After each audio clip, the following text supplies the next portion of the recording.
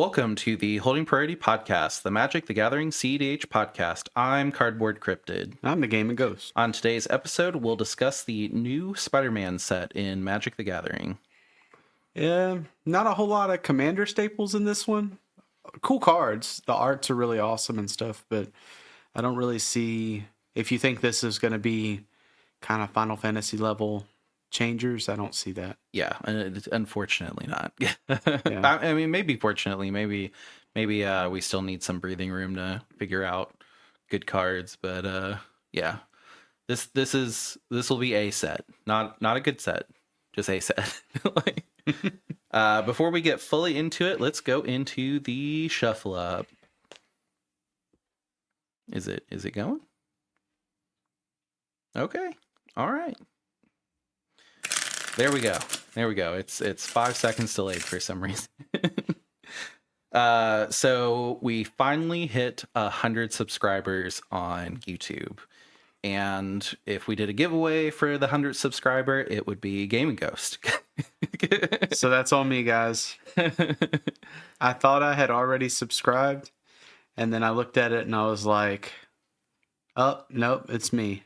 So Yeah. if you're listening, let that be a lesson to you. Yeah. To check it. And if you think you are and you haven't, please subscribe. YouTube is weird. You can put notifications on so that you see whenever we post, but you won't be subscribed, and that's what YouTube cares about. So even if you're getting like push notifications, just when you go to the video, make sure that you're subscribed. It helps us a bunch. But we finally hit those triple digit numbers. It's been a year and a half slog to hit it, but hitting your 100 subscribers is the hardest. We're almost at 7,000 downloads for the podcast itself. We have more downloads for the podcast than views on YouTube, which is insane. And that's wild. Yeah.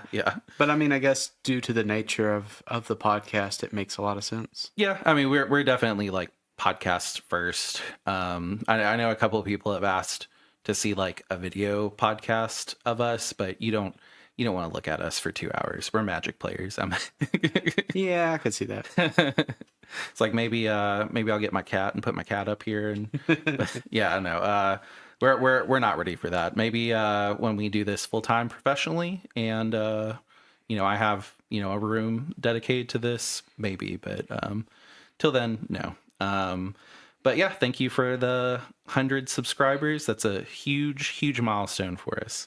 More so you guys than my last little hit. Yeah. Just a reminder, this is going to be a set review. As always, we try to make it podcast friendly. I'll read the name of the card. I'll read the card. We'll talk about it. It's going to be one of those things that I will do my best to say the name of the card again. But if you're the type of person that you want to see the card up on the screen, we will have it on YouTube as always with a visual component. And then just a reminder, if you see any of these cards and you're just like, oh man, the Spider-Man set's cool. Like I want to grab some. If you're getting them off TCG Player, please click our link. It's in our link tree. It's in our video description. It's in our podcast description. Just click the link tree, click TCG, and that's all you got to do. After that, you can grab the cards, and it just lets TCG Player know that we sent you. And it's basically like we're tied to a big platform that as you perform on other platforms, they unlock like more sponsorship opportunities. So just kind of showing them that like, hey, we're actively sending people to TCG Player alone helps. And then if you buy something, obviously it helps more. But it's no cost to you, and it just really helps us out. So thank you so much. Speaking of, this is probably a single set. It might be fun to open a couple of packs, but if you're wanting specific cards, this is probably going to be one of those that you just might as well buy them. Yeah, I'll go into it a little bit more after this, but it's a weird set for me because I was that child that knew everything about Spider-Man. Same. And meh, which is weird. Spider-Man holds a place in my heart, but yeah, these cards are they don't really connect well. Some of the what the card is and what it doesn't link exactly correctly, in my opinion. But yeah. yeah. And then just a reminder, we've got all kinds of links on the link tree. Goes to our social media, our YouTube, our Discord. Our Discord has been pretty active. Thank you guys for joining. Thank you guys for leaving feedback. We recently got a little kind of tip of the hat about being a family-friendly podcast. In summary, they were like, "Hey, I have my kids in the car when I listen to the podcast, and I really appreciate that. I don't have to question if this is something that they should be listening to."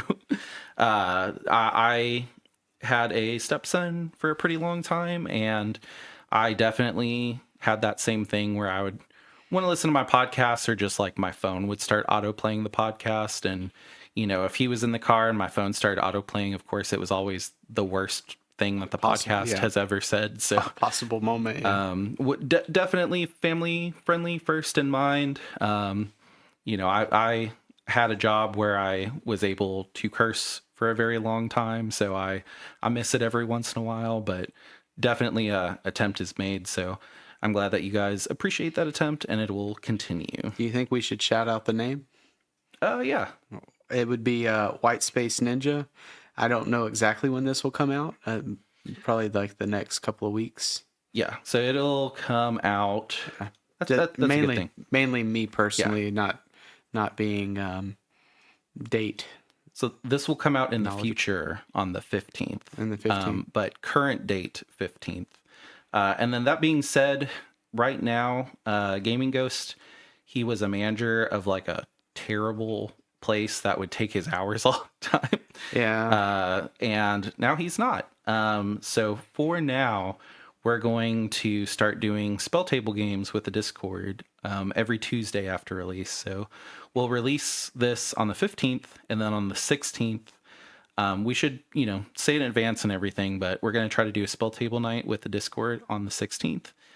If you guys want to play with us, that'd be a good time to do it. We'll probably stay on for a couple hours, couple of games. We'll rotate people out if there's multiple people that want to play. Honestly, I could even sit out if we need to get to everybody, and we'll just rotate. Yeah. And just, I don't remember, but shout out to White Space Ninja for the comment. Yes. I don't remember if that was said. It was. But Okay. Thank you again. Thank you. And then, as always, please rate the podcast 5 stars. If you listen on any podcast platform, it helps. It pushes us out to a lot of people. Same thing on YouTube. Like, comment, subscribe. Comments really, really help.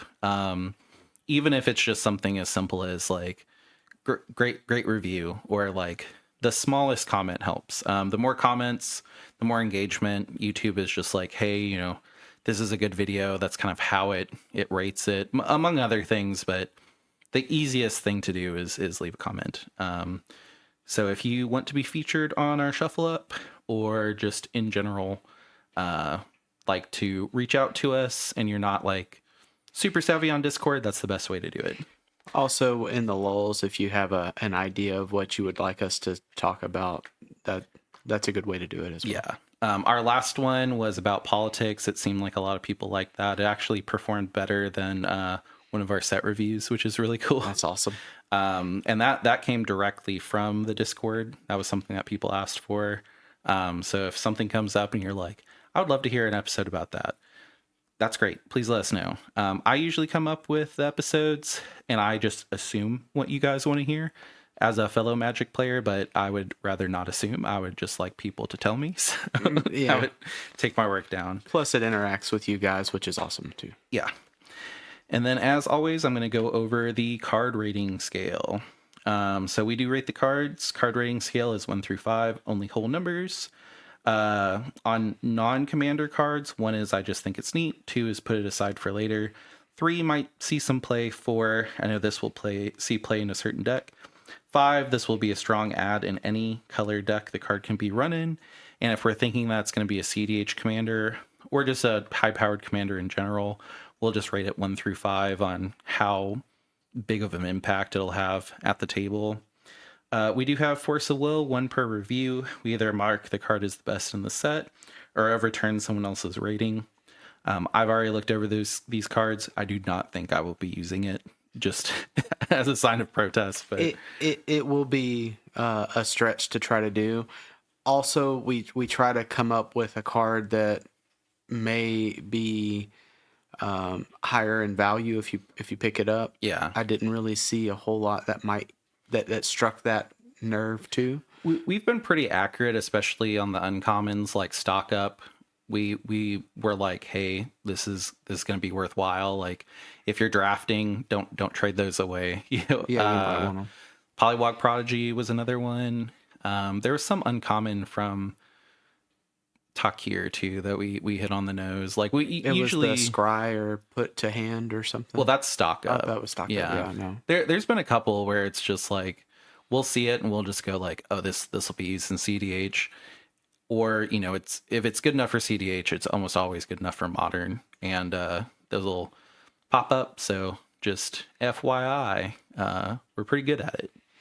Yeah, I didn't really see one in this one though. So as we read them, maybe we'll get to it. But Yeah. yeah, And then the other thing that I like to point out is if we just did cards that we're only going to see play in CDH, it'd be a pretty quick podcast. So there's sometimes that we put things in that's like, hey, this is going to be pretty good in tier 4 play, or like if you're playing casual, this is a pretty good card that won't rock the boat, or oh my god, this card's going to be great in Pauper, like set it aside for trades. also for pre-release and things like that. If you're wanting to go, I don't know.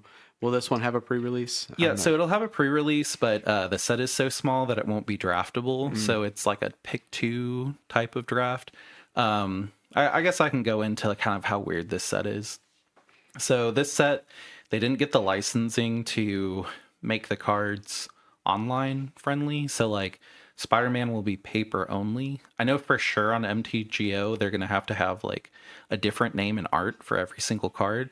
And that's going to be really confusing because like you might see like I know that Cosmic Spider-Man, which we won't have in this set because it's kind of a casual commander, but it's a 5-color Spider-Man that deals with spiders. That's going to be a scion of the Ur Spider online. That's awesome. And they all have unique arts, and like the art is really cool. It looks like Kamigawa inspired. Like I really wish I could just get the art from the non-spider set, Spider-Man set in paper. But yeah, it's going to be confusing. When you talk to your friends, I do believe on Arena they don't have it either. It'll be the same deal. And as a reminder, this is a standard set too. So like That's hard to. yeah. It won't be featured at MagicCon Atlanta just because how weird and small the set is. They made a lot of sacrifices to make this set, which I mean I don't think was for the best personally. I will say that the professor at Tulane Community College, he made a video that just says like I feel empty. And No. he makes a lot of good points. I kind of questioned myself why I was not excited about Spider-Man, and the more he talked, the more he was just like, Magic made a bunch of sacrifices. Also, like, there's a lot of cards that's like, okay, well, why does Spider-Man draw 2 at the end of his turn? Like, why is Venom Jund? Why does Venom do this? The cards just kind of seem to have random text on them, which is kind of weird. Like, there's a couple that like meet what the character does, but otherwise it's like I felt like they just kind of slapped the art and the name on something, and then they were just like that's cool. And it's just weird to look at a set and be like, oh, this is in modern day New York. Like all of our other Universe Beyond sets outside of Assassin's Creed has been like high fantasy. And I think you could argue even Assassin's Creed was high fantasy somewhat because Yeah. it takes place in the past, but that set didn't do very well. And this set is I'm feeling the same. If Same it wasn't vibe, a yeah. standard set, it would kind of just fly under the radar. There's hot dog carts. Some of the characters are holding cell phones. Like Taxi. there's a taxi driver. There's a camera. It just doesn't meet high fantasy, even though it's a Universe Beyond set, and it just kind of feels weird that going forward, I'm going to see like It's a really good idea. I didn't mean to cut you off. No, Go ahead. it's just weird that like I'm going to be at a table and be like, all right, so here's like an actual god, and then right next to him is Peter Parker's camera. Like It's weird that it's also Spider-Man is a big franchise. Is that a good, right correct word? yeah, It's a big thing, and it's not super impactful. Like, I mean, I guess you can't really. It's seeming that we're stretching out and grabbing whatever we can at the end of the year, which is kind of weird. yeah. I mean, like they did move Lorwyn to 2026, so we were supposed to have like another universe in. So I do, and this is something like the professor said. He thinks that they bumped Lorwyn to make Spider-Man standard because they knew Spider-Man couldn't exist outside of standard. So like like Maybe. it's weird because like I am a huge Spider-Man fan. Like I love Spider-Man. I've always liked that Spider-Man was just kind of like the neighborhood hero. Like for the most part, low stakes. Like there's several episodes where he's at Walgreens buying the stuff to make his web spinners, and he's just like, I don't know how I'm going to pay rent. Like Yeah. like it was really cool how down to earth Spider-Man was. For the most part, he was either like busting criminals or like criminals that just so happened to get superpowers, but they weren't like crazy, powerful. Like Green Goblin is literally just insane. That's what his power is, like, and then like, of course he goes to hell and like all that stuff. But it starts out very simple, and it's just weird to see like such low stakes cards in Magic the Gathering. It is a weird set, but I think I've complained about it enough. But hopefully, if you kind of have that same feeling of like, I'm a big fan of Spider-Man, and I don't really know why I'm not excited for this set. Like, hopefully, that kind of put it into words. And Kind of. also just not very many CDH cards. But again, after Final Fantasy, like maybe it's good that we're getting a little bit of a breather.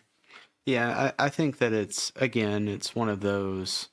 And Magic has had multiple sets to where it was kind of like, it's not a lot here. And those are usually in between big sets. So I do think that Avatar at the end of the year is going to have some hitters. And I think Yeah, that's probably where they're kind of giving it a breathe set. yeah. But yeah, All right. Well, let's get into the Spider-Man cards. We have 29 Spider-Man cards. There is no commander set, so we won't be splitting this up. Everything you see is exactly here. There was a welcome deck. There's only one card that I thought was worth mentioning in the welcome deck, and that's what we'll start with. So this is Spider-Man Peter Parker.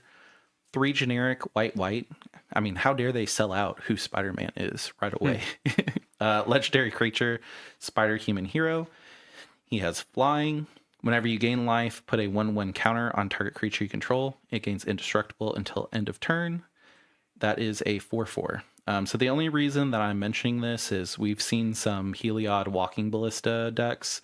Sometimes you still see them because it's a combo in the command zone that's pretty easy. oh yeah, For the most part, you're going to have Heliod in this spot because Heliod just becomes an enchantment. You can have Heliod in the command zone. Maybe people would want to have this in the command zone instead, or just have this as a secondary commander where it's like, well, if I'm locked out because of Dranith, at least I have Spider-Man in my deck that I can go get. I mean, that being said, I mean, when's the last time you've seen a mono white Heliod deck? I did run the Heliod Walking Ballista combo in Timna Kodama, but it costs like 8 or something crazy like that. So and you still have to give Walking Ballista lifelink. So I'm personally going to rate this a 1. It was a stretch to even put it in here. I just wanted to represent this set because a lot of people got it and it has a different mark, and I just wanted to explain that like this is the welcome decks, not going to be the actual main set. yeah, it's probably a 1 here. It has some potential, but mono white is kind of hard to run through. That's not Heliod. and it's 5, and it itself doesn't give Walking Ballista lifelink. So like, Yeah, exactly. so you even need another combo piece with it. Arcane. So now we're getting into the full what will be in like boosters. So this is Arcane Psionic Weaver, 2 generic and a white legendary creature, Spider-Man human hero, has web slinging, 1 white. You may cast this spell for white if you also return a tapped creature you control to the owner's hand. As Arachne enters, look at an opponent's hand, then choose a card type other than creature. Spells of the chosen type cost 1 more to cast. It's a 3/3. I like this card. Today was my first time actually really reading it and understanding it a little better. Yeah. If I did have a force of will, it'd probably be this one.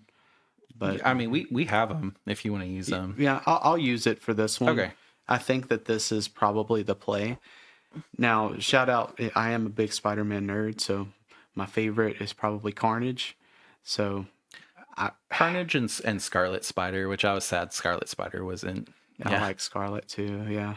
But this one kind of gives you a play for white to where you can look at a player's hand. Let's say there's only one blue player at the table, and you're like, well, I'm going to tap for 1 blue with my birds, and then I'm going to cast this for 1 white, and now instances will cost 1 more. Yeah, and I mean, like, it's also really good, like in Rocco, where I'm just like, hey, I tapped my Mana Dork, I'll web sling with my Avison's Pilgrim. The white that I got from Avison's Pilgrim will pay for this. I now have a 3/3 on the field, and I get to look at somebody's hand, and then I get to say, like, okay, this turn, I'm going to go for it. I want to see this person's hand. I think they're the one that might have a force of will. Like, this is the person that has, like, mana open. Everybody else doesn't. Okay, cool. They don't have a force of will. Everything costs 1 more. And then, like, technically my turn is kind of silenced at that point. You can also web sling multiple times. So, like, let's say I have 2 web sling creatures and I have a way to externally tap, like a Relic of Legends. You can bounce this multiple times, paying the web slinging cost, which is kind of cool. And then you could look at everybody's hand, and then on the final one, you could be like, okay, I do want to lock down instance. Like, I saw everybody's hand, I know I can go for it. It's just interesting. I like the card. I didn't think about that as a combo. That's kind of cool. Yeah. To have the Relic of Legends on the field. Definitely a force of will on this one then, just because of that combo. So what you were saying, you have Relic of Legends out. Yeah. You cast this initially, you waste the mana or pay the mana. Then you tap it with Legend, get the white back, and then web sling something else in, tap that, web sling something else in. Okay. So you still need to pull it up once. Yeah, I mean, like, web slinging, there's not a lot of cards that have web sling. That's great. But, like, you could potentially, with Relic of Legends, if you had another web slinging for 1, you could impact Tremors the table to death. That's true, yeah. Yeah. I just think it's really cool that, or you could, is it a different instance? So, like, if I have her come back up, could it be instance now cost 2? No. So she's a stack effect while she's out. Spells of the Chosen type cost 1 more. Makes sense. It's not till end of turn. That makes sense. Yeah. So, like, while she's there, she imprints that, and then when you lift her up, that imprint is gone because she's not there anymore. Okay, so then the instance can come back down? Yeah. Okay. Well, I was thinking more of an OP type of bounce. It's not that. Which, yeah. I mean, it is cool to look at everybody's hand for roughly bouncing 2 mana. Yeah. I mean, there's other web slinging creatures. I don't know if anything that costs web sling 1 is worthwhile, but yeah, I mean, it's a cool card. I'm not gonna say every single white deck should run it, just because, like, realistically, you're probably running Mana Dorks to return a tapped creature. That's true. So I would give it a 4.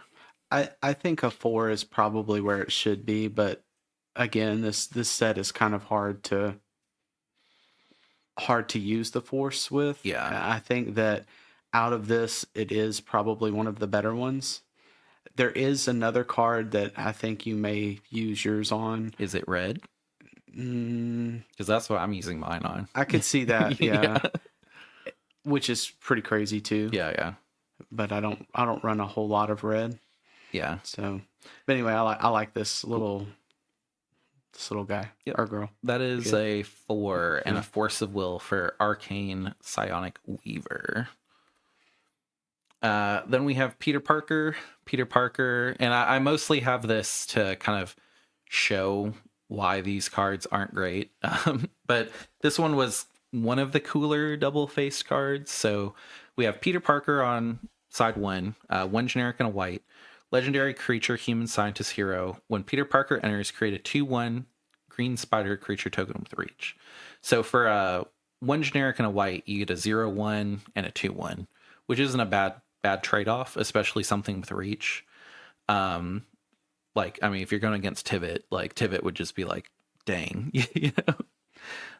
And then he has one generic green, white, blue transform Peter Parker, activate only as a sorcery. And then we get the amazing Spider-Man. His mana value is 1 green, white, and blue, but you can't cast. Well, you can cast them because they're dual face cards. I didn't realize that, so maybe it's not as bad because he actually has a cast cost. Oh yeah. Okay, so that makes these a little bit better. Legendary creature, spider, human hero, vigilance, reach. Each legendary spell you cast that's one or more colors has web sling, green, white, blue. Which interesting. Could you make a CDH deck out of that? I don't think so. It's Bant, the color combination that kind of makes that a little bit hard because it has to be one or more colors as well.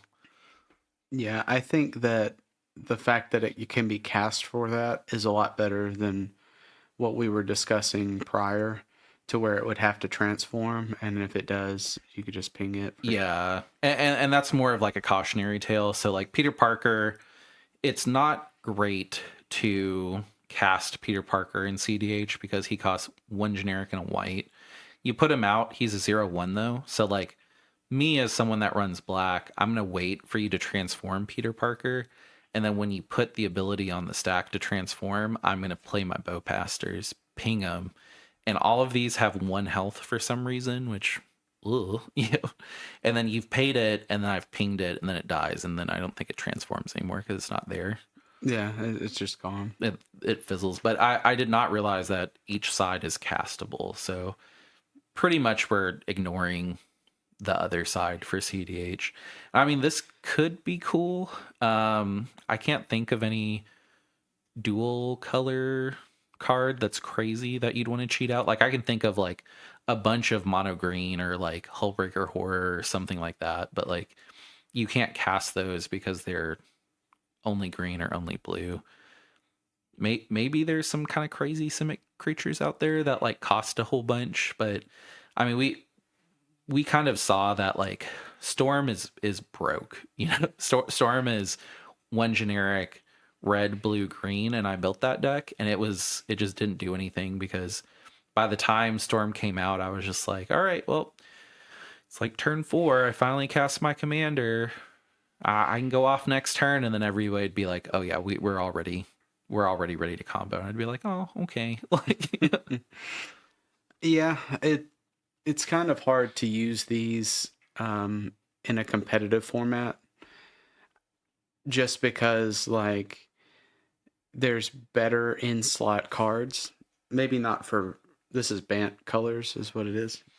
yeah. Maybe not in Bant, but I mean if you're gonna if you want to use your commander turn 1, you're probably gonna use Rograth.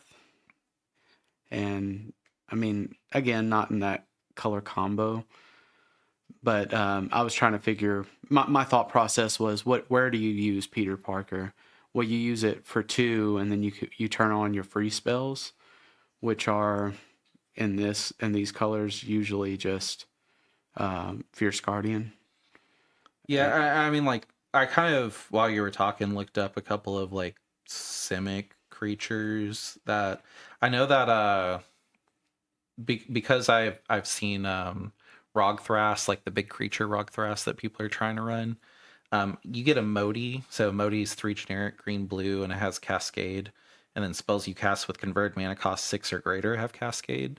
So like you would still have that converted mana cost, even though you're casting them for web slinging. So you would Cascade. Yeah. You'd Cascade 5, and then you would Cascade potentially again. There's a couple of things that you see in Rogthras. There's AC Tyrant of Gyre Strait, 4 generic, green, blue, legendary creature serpent. You may play an additional land on each of your turns. When a land enters under the battlefield under your control, you may draw a card. So like maybe, yeah. I could see it. It's just for to even start that type of effect, like you're probably spending 4 and then passing, and that's not good in a CDH commander. You're like, A lot of the issue that I see here is that the commander doesn't, that this commander doesn't give some of the needed structure. Like it doesn't give any card advantage really, and it doesn't give any like mana. Those are two that I see that are really strong. well, the other problem too is like there's a lot of restrictions, so it's like it has to be 1 or more colors, and also it has to be legendary. So like you narrow your available cards by a lot just with those restrictions. Most win cons are not legendary, Yeah. which is kind of strange. Or dual colors. So, Yeah, that's true. Yeah. I mean, like you could just roll through. I mean, maybe this would be a good landfall deck, but I mean, Amazing Spider-Man doesn't have landfall on him, so yeah. This is kind of interesting, kind of hypothetical. Let's say it's in Sisei. Do you tutor it for 2 or do you tutor it for 4? Or does it matter? So if you tutor it for 2, it's Peter. Peter Parker. I believe in deck the card is always its front face, so I don't know if you could even I flip can't it. even get the other one. Like it's weird because it has a casting cost. I mean, if you guys know, please either blow up the Discord or leave a comment. But I believe if you search for it, you can only search for Peter Parker with Sisei. Yeah, that's kind of strange. Yeah, I mean it's dual face, so it might be a little bit different. Usually the dual face cards like They don't have a cast cost on the back. well, I mean Sync into Super you can drop with Mox Diamond, so maybe they're both cards at the same time. I've seen that before. Yeah, But if you were to tutor, you would have to tutor for the 4 to get Peter Parker. I assume. Yeah. You couldn't I'm tutor not Peter for, Parker, but yeah, Amazing Spider-Man. You couldn't tutor for 2 and then flip it over and be like, oh well, I tutored Peter, but it's Spider-Man. Yeah. That's interesting. Yeah. I as a commander I'd rate this a 3. I think it doesn't go any higher than tier 4. I think it's just too slow. Yeah. As our rating, I'm probably just 1. Or do you think a 2 is probably?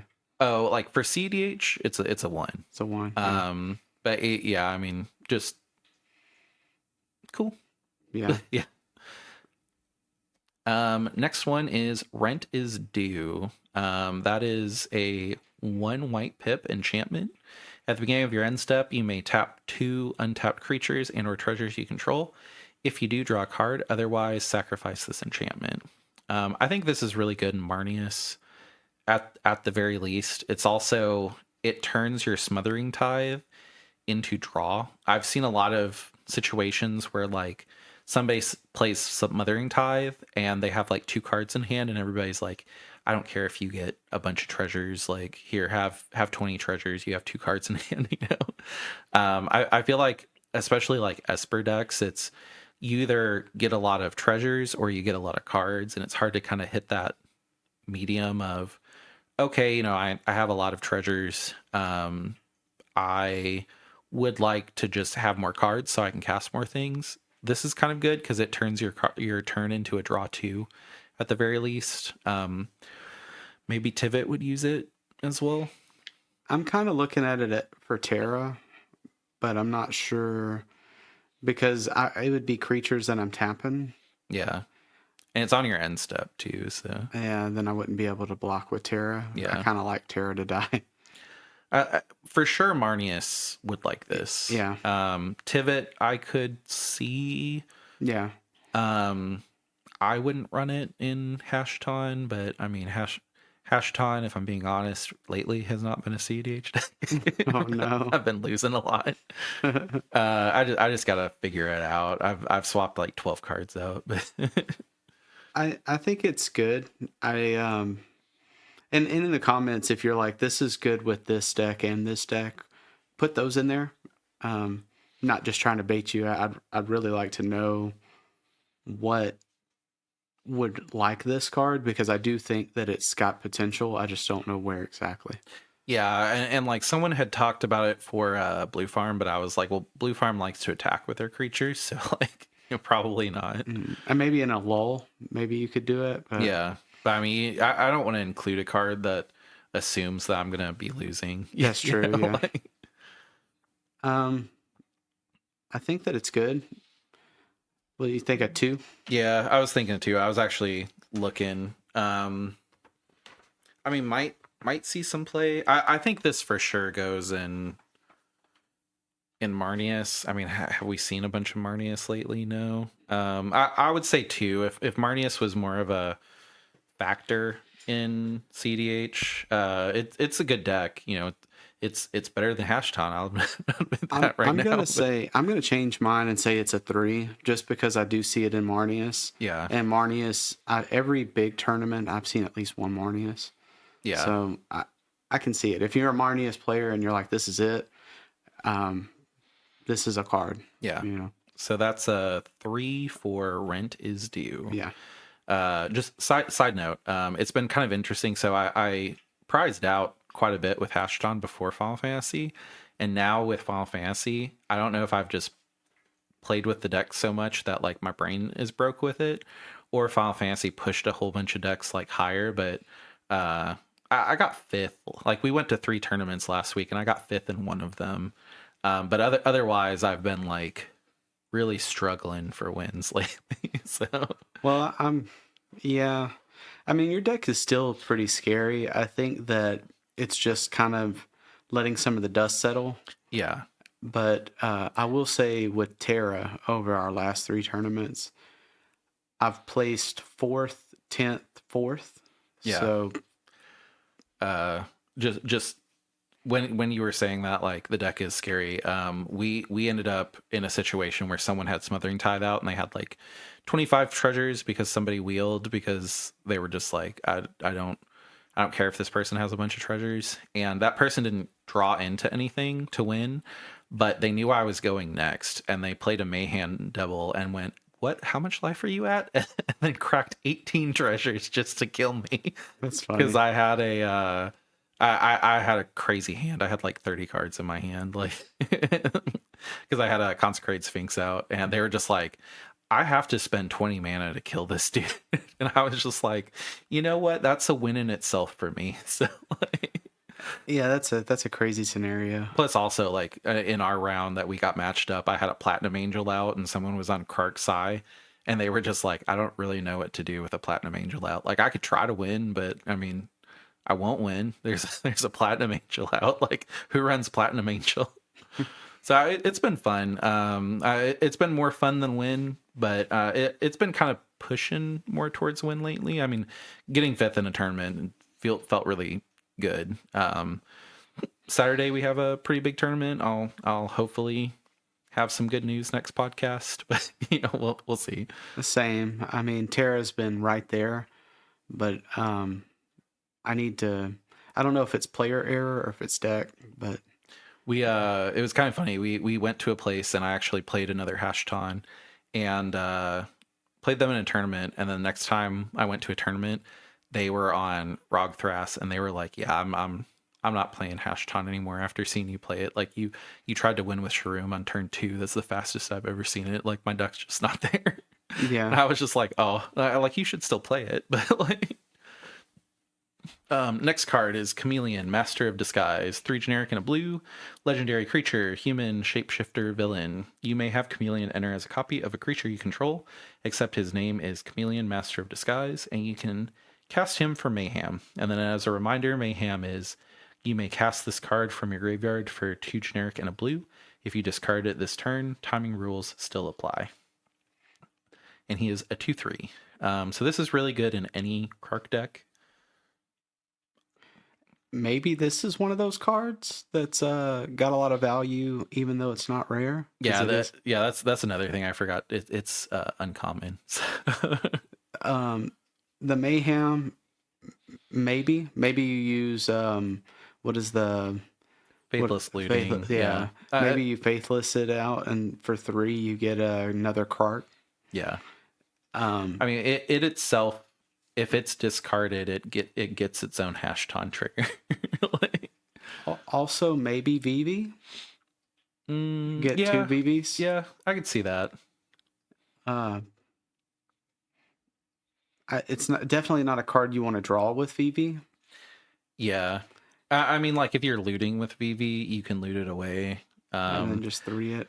Usually you don't want 2 VVs because, like, if you have Curiosity, like, you're gonna cast enough spells to kill everybody. Like, yeah, I would. Yeah, I think more on the Krark end. Yeah, maybe Krarkashima or Krark Silas. I've seen that play. We've been seeing Krark Sai. I saw it once and I was just like, I don't get it. And then someone tutored twice and I was like, oh, I get it. You know, like... Also, Krark Thrasios, because it's playable on both. Yeah.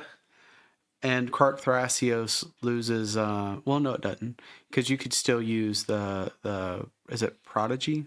Yeah, that doubles the effects. I mean, they also run the Roaming Throne as well. So like anything that would double is probably going into a Krark deck. I mean, unfortunately, you can't run this in Krark Timna, but like, I wish they would ban Krark. Like, it's such a miserable experience in a tournament. It's really hard to deal with, and usually it's a Storm deck because that's what it does. Yeah, and if a Ristic Study hits the field, you have to make the decision: do you just go for it, or do you kind of be conservative? And most of them just go for it. We played a tournament on Friday. That was on Friday. And Krark tried to Faithless Loot, and they got odds twice. And they were like, well, I can't cast again. And I had a Ristic Study, so I was like, well, your Faithless Looting drew me 2 cards, so thank you. And they kind of looked down real sad, and I was just like, oh, I think I actually hurt his feelings. I'm sorry. Like... Yeah. I mean, this is one you would kind of want to notice. That this is one of those. You want to notice that it's in your pack, because this is a pretty good effect. For 4, it's kind of steep, but if you can Mayhem it... Well, it's the same as Sakashima, right? Just Sakashima's 2 and a blue. Yeah, but I mean, with Shakashima, it's always in your command zone. And that this is more of, I drew this instead of some Storm. It's just cool that there's a budget option for Sakashima. Like, I mean, yeah. Or if you want to, you can have 2 now, which Krark would want to. Yeah, as many as you can get out. Yeah, is kind of how Krark likes to play. But I'll give it a 4. I mean, every Krark is probably going to want this. Yeah, I think Krark is going to like it. I think a 4 as well. Because like the 4 itself isn't great, because I mean, Roaming Throne is 4, but the fact that you can loot it away, which those decks like to loot, and then you can do it for 3. And also you get to drop a card that you can cast at any time during the turn. Like, you don't have to make the decision right then and there, which is pretty cool. Yeah, I think a 4 is where it should be at. Yeah. The flavor text is kind of funny. Yeah. You have a lovely face. Mind if I borrow it? Yeah. So that is a 4 for Chameleon, Master of Disguise, and uncommon. Hydro-Man, Fluid Felon. Blue, legendary creature, elemental villain. When you cast a blue spell, if Hydro-Man is a creature, he gets +1/+1 until end of turn. At the beginning of your end step, untap Hydro Man. Until your next turn, he becomes a land and gains tap, add a blue. He is not a creature during that time. 2/2. This is just cool because like it gives you responsible ramp in mono blue. So basically, like you play this on your turn 2 or whatever, and then for the rest of the game, if it lives, you always have a blue for a counter. So you put it down, and you move to your end step. It becomes a land that's tappable. So you don't have to worry about summoning sickness because it is now a land. It loses the creature type. So every time you play this, you always have a counter spell ready, like a one mana counter spell. So like I could see this in blue farm, like a more responsible blue farm list where someone's like, well, I want to have a creature that can attack, and I can attack with it, and then I get to untap it, and then it becomes a land, so that I can get my card with Timna, and then at the end step, it's a blue, and I have a blue up for my Swan Song. Yeah, and After tapping out. Also gets bigger too, because you're probably going to cast a Mystic Remora or something on your turn. Yeah, and I mean, possibly. like 2/2's already pretty good to swing in with, and it's only +1/+1 until end turn, so it's not counters. Yeah. But I mean, like Hydro Man's out on the field. You play a Mystic, it becomes a 3/3. Like there's a huge difference between a 4/4 and a 2/2 in CDH. Like a 2/2 you can't really bully with. A 4/4 you can definitely bully with. I would say this is really good. I don't know if every blue would play it. I do think certain ones want it, and maybe there's an argument for every blue plays it. But I think that if you're playing multicolored decks, the 2 blue pips may be kind of steep. The crazy thing about it is we're also in Avatar going to have that arcane signet for 3 that basically like untaps on every single person's turn. Oh, that's true. So yeah. like, I think that one's like Water Flask or something like that. So it's interesting that we'll have the ability to still tap out, but then still be responsible on other people's turns. I probably wouldn't put it in Hashaton, but like a lot of my Hashaton discards are instant speed. So having him and always having the blue up is going to be big, To be fair with Hashaton, you're not necessarily a blue deck in and of. I am now. I understand with Esper that I'm never going to go faster than anybody else, so I need to slow the game down. That's true. So like I have a lot of silences and counters now, when before I was just like, I'm just gonna try to win. Like, yeah. Which I mean I still have that ability, but if I don't draw God Hand, I'm just like, okay, well, or I'm shan't you. I know you're about to win, or like, yeah. But I like this responsible type of play style where if I want a creature, I get a creature, and then also I can tap out and then leave a mana up every single turn for a counter spell. I do think it's very I think this is unique. I don't think there's not a lot of cards that do something like this. Yeah. And they have, like you said, they spoiled the that water flask or whatever it is. I think it is waterbender's flask or something like that. Yeah. But that being said, it's useful. I like it. I like it a lot. I think it's a 4. I'd give it a 3. So a 4 would be, I know it'll see play in a certain deck. Like that would be like this for sure goes in blue farm or something like that. I think it'll see play. I think it's an option that people that want to be aggressive but still be responsible will use. That's true. You don't think that mono blues may use it? Urza? Maybe. No. Probably not. Urza cares more about putting out artifacts. That's true. I mean, that's really all we see as far as mono blue. That's kind of where I was. Yeah. So I think I like that it's an option for people that want to be aggressive and tap out, but still not screw the table, basically. Yeah, I think 3 is probably where it's at too. Yeah, Now that we kind of discuss it. cool. That is a 3 for Hydroman Fluid Felon.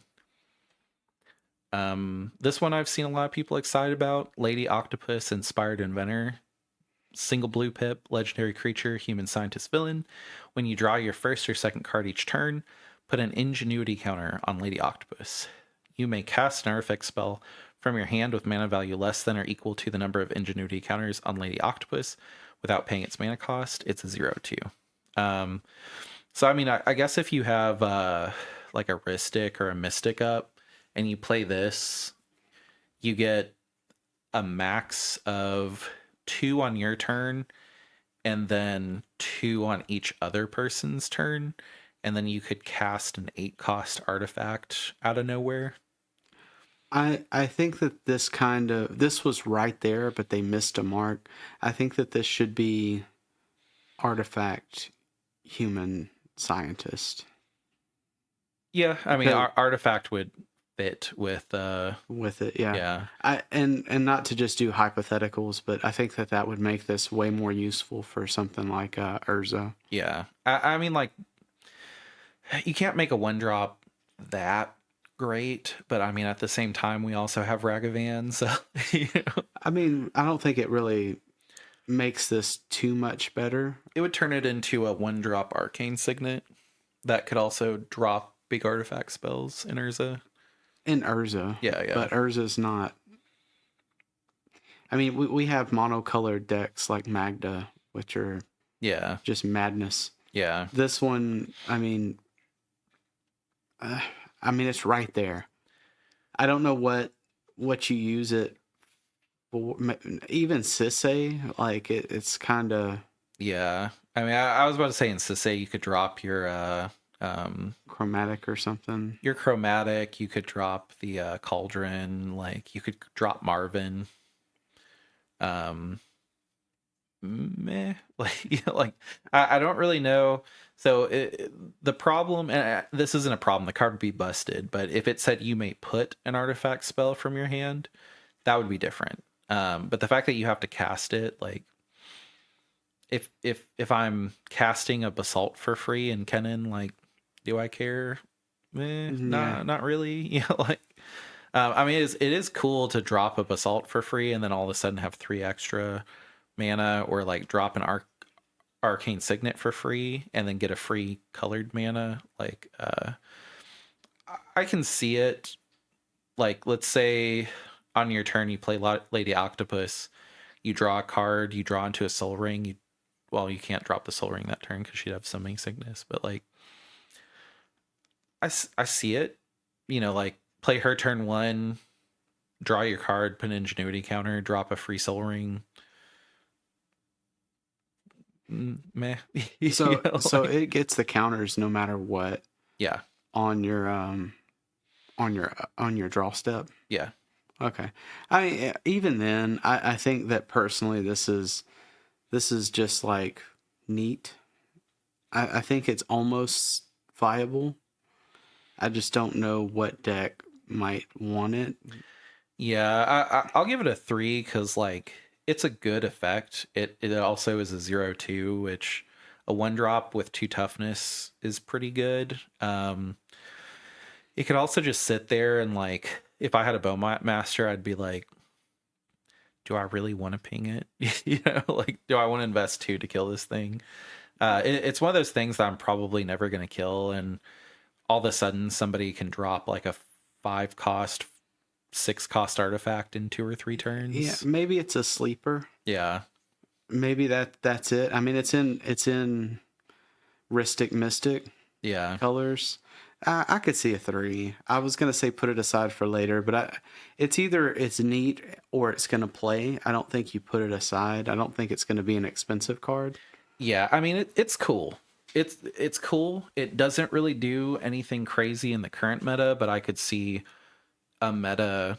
I could see this card making a commander that we didn't see before better, and maybe we'd see a new commander. Um, I mean, Tameshi, I think, might like this too. I don't know. Yeah,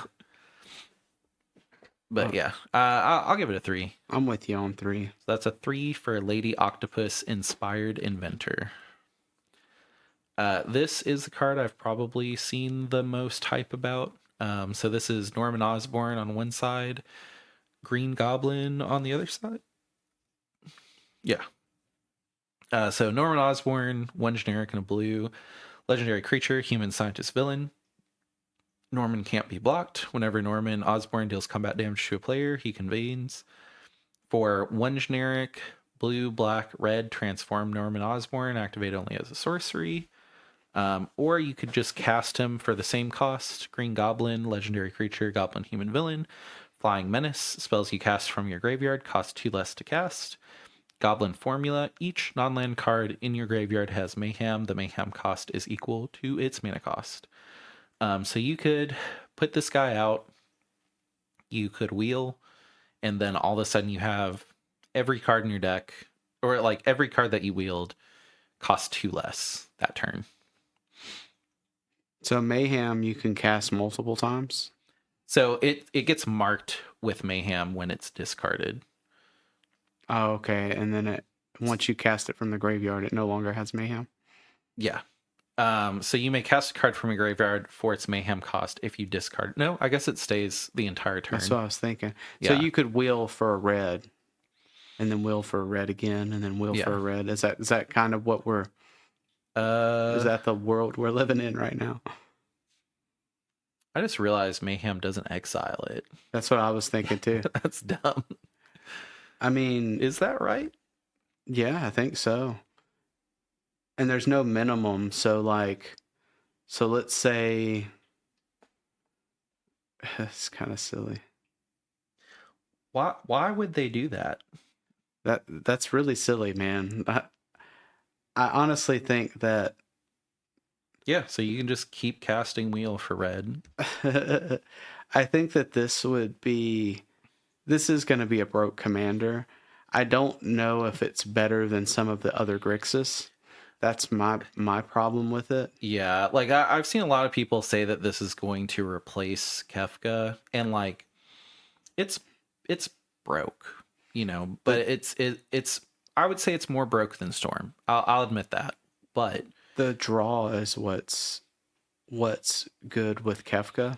Yeah, and you're not going to get the draw from the front side at all. It'll just die. Well, also like Green Goblin. All right, I play Green Goblin. Oh no, I don't have LED, wheel, or Windfall in my hand. Like, I mean, even LED you don't want. Like, you want Windfall, or you want two. I guess you could run the other black wheel. I always forget what it's called. I took it out of Hashton, but well, this opens up some stuff here if you really think about it. Like the discard spells, you could get rid of your... So like if I discard Arcane Signet, it's now free. Yeah, and there's 4 good discard cards in that color. You've got Wheel, Windfall, the black wheel that I used to run, Deadly Dispute. I don't know. It's something like that. Well, and then there's I think it's called Paranoid Delusions. That's 2 generic blue, black that wheels and then it imprints it on a creature. So you could swing with Green Goblin and wheel again. Like, well, there's a world where you Faithless Loot for a red, right? You drop Arcane Signet, Soul Ring. Yeah, you cast both. You cast them for free. Yeah, and then whatever cards you drew, you try to continue that loop, and then maybe you get into Underworld Breach. Because even Underworld Breach would, unless you exile it from grave, I can recast it. Yeah. Which is nasty. There's no card advantage with it, though. That's my problem with it. Yeah, and you have to discard it. So you couldn't put Underworld Breach on the stack and then have somebody counter it, and then you cast it for Mayhem. Yeah, each non-land card... You discard. Oh, Mayhem is discard. Yeah. Okay. So you can't try and then it fall back and then you'd be like, well, I cast it anyway. Okay. Yeah. Sorry. I was reading it, but I was reading the Goblin formula, not what Mayhem did. Yeah. I was like, that's broke, dude. Yeah. So, yeah, I mean, It's good. Do I see a deck coming out? Yes, the people will brew this.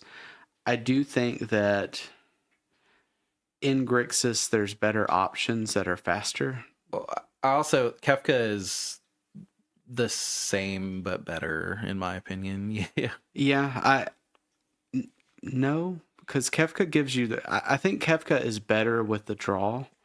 I think that this has a lot more plays with discarding Yeah. because you could use all of those um, discard 2 cards, draw a card type of thing. Yeah. I mean, you do put Kefka in Green Goblin as well. Oh yeah, Yeah, probably. like, yeah.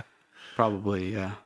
I think that at the wheel of the ship, Kefka is better. The I the think that this is good, but and if it's not at wheel, is it worth? the problem with this type of card is, yeah, you're wheeling your opponent. You're wheeling yourself, but you're wheeling your opponents too. So like, I can guarantee you, if you will me into a swords, I'm using it on Green Goblin. You know, like, Yeah, and then if you and the pray, wheels aren't instant speed, so you're just like, oh, okay. You know? The thing with Kefka is Kefka draws a lot and then removes your opponent's ability to interact. I mean, I think that I don't see the loop or the combo, but I do think that if you played this, you're running everything at instant speed.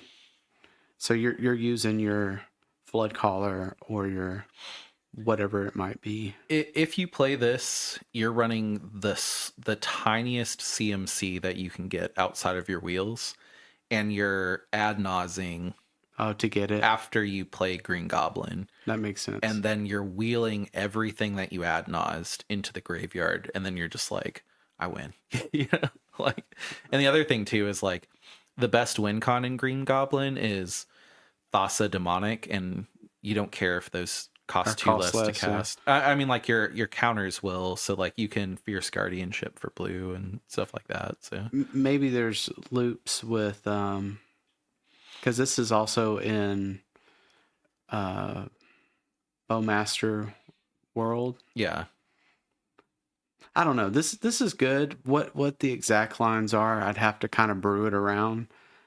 And to be honest, this is it's not been out that long for me. I haven't really read it until recently. So yeah. I mean, it's been spoiled for about a month, I would say. Like when Kefka started to really catch on, everybody was like, Green Goblin is better Kefka.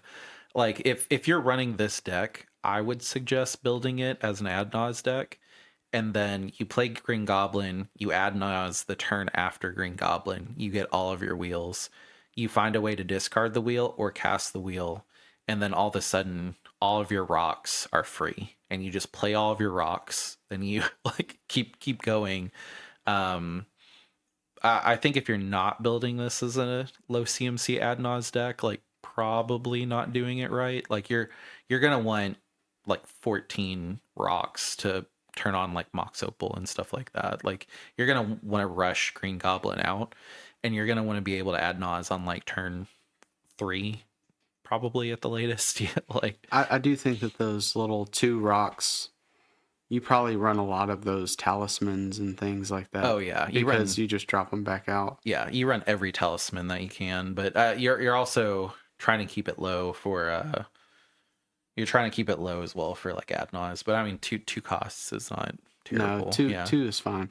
I just I like it. I don't know if it's fast enough, and I do think that it would get stuck if you don't have. And maybe it's like Vivi where you don't keep a hand without a wheel. yeah, and also like I think that you'd kind of have to put some junk. Like you'd probably have to put like Underworld Cookbook in the deck just to make sure that you could you could discard, like, let's say you add Nas and you just don't have the mana to where you like can wheel. You need to be able to like discard your Arcane Signet to cast it for free. You're probably running a little bit of junk like Hashton would, but not to the level. Like you can still run Psychic Frog and Ghostly Pilferer, and I'm not I'm not familiar, but what is the dark deals cost? Is it 4 or is it's it 2 generic and a black. so it is 3? Yeah. So you definitely run it. There's a four cost. I think it's like deafening madness or paranoid delusion, something like that. That it's a two generic blue black. You imprint the card on a creature, so whenever the creature deals damage, you get to cast it for free. And it's And menace. this has flying and menace, so you'd probably run it in there.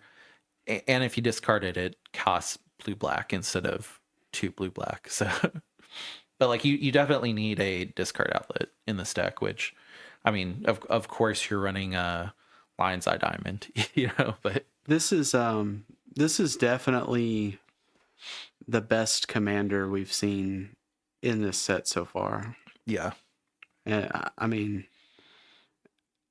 I think that you will probably see a Green Goblin if you go to a bunch of tournaments. Like there's going to be somebody playing Green Goblin. I was thinking about building it just because it's basically Grixis Hashaton, just to have a second deck to kind of practice with. And it seems like this deck is Cardboard Goblin, where you're just like, all right, I get out Green Goblin real quick. I either wheel or I add Nas or both.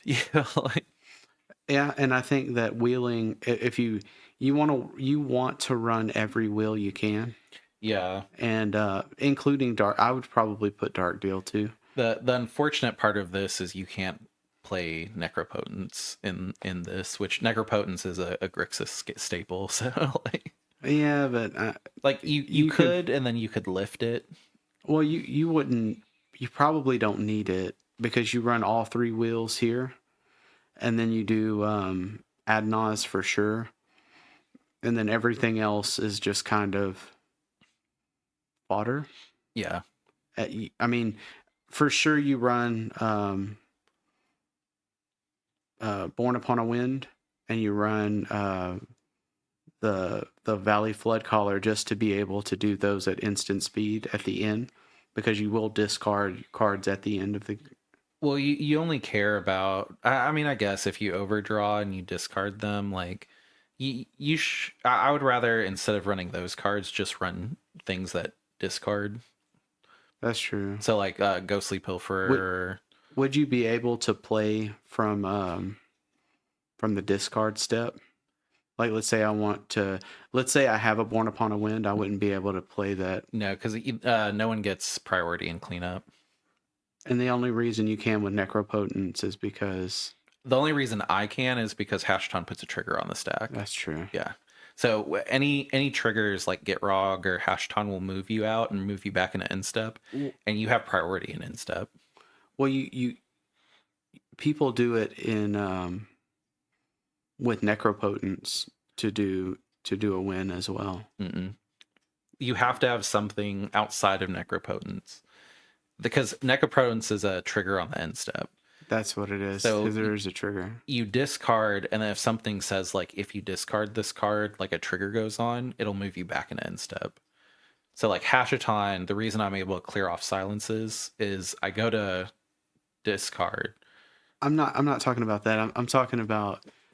I know that with Necropotence and Born Upon a Wind, you can win on end step. On end step, but not in. You're talking about going to cleanup. Okay, that makes sense. Yeah. So like when you go to cleanup. Okay. I'm mistaking what you do in Hashaton. Yeah. That's why you keep. Okay, I got you. So in cleanup, no one has priority, but the game breaks if a trigger goes on the stack during cleanup, because no one is allowed to have priority in cleanup. The rule is if anything happens to where your opponents need to respond to it, which a trigger going on the stack, you then move back into end step so everybody can respond to it, and then you get another cleanup. So with Ad-Naz, it doesn't work the same like Necropotent, or not Necropotence, but like Hashaton would. Yeah, so like those cards would go into all of your so this is a replacement effect. A replacement effect wouldn't go on the stack. So you would discard down. They would get mayhem during a phase that no one has priority, and then you'd move to your opponent's untap, which It'd be over. Would remove the mayhem. Yeah. That makes sense. Okay, I was thinking we'll just win in your Yeah. You were like, that's why I'm not what I'm talking about. I was like, it is what. Yeah, my bad. Yeah.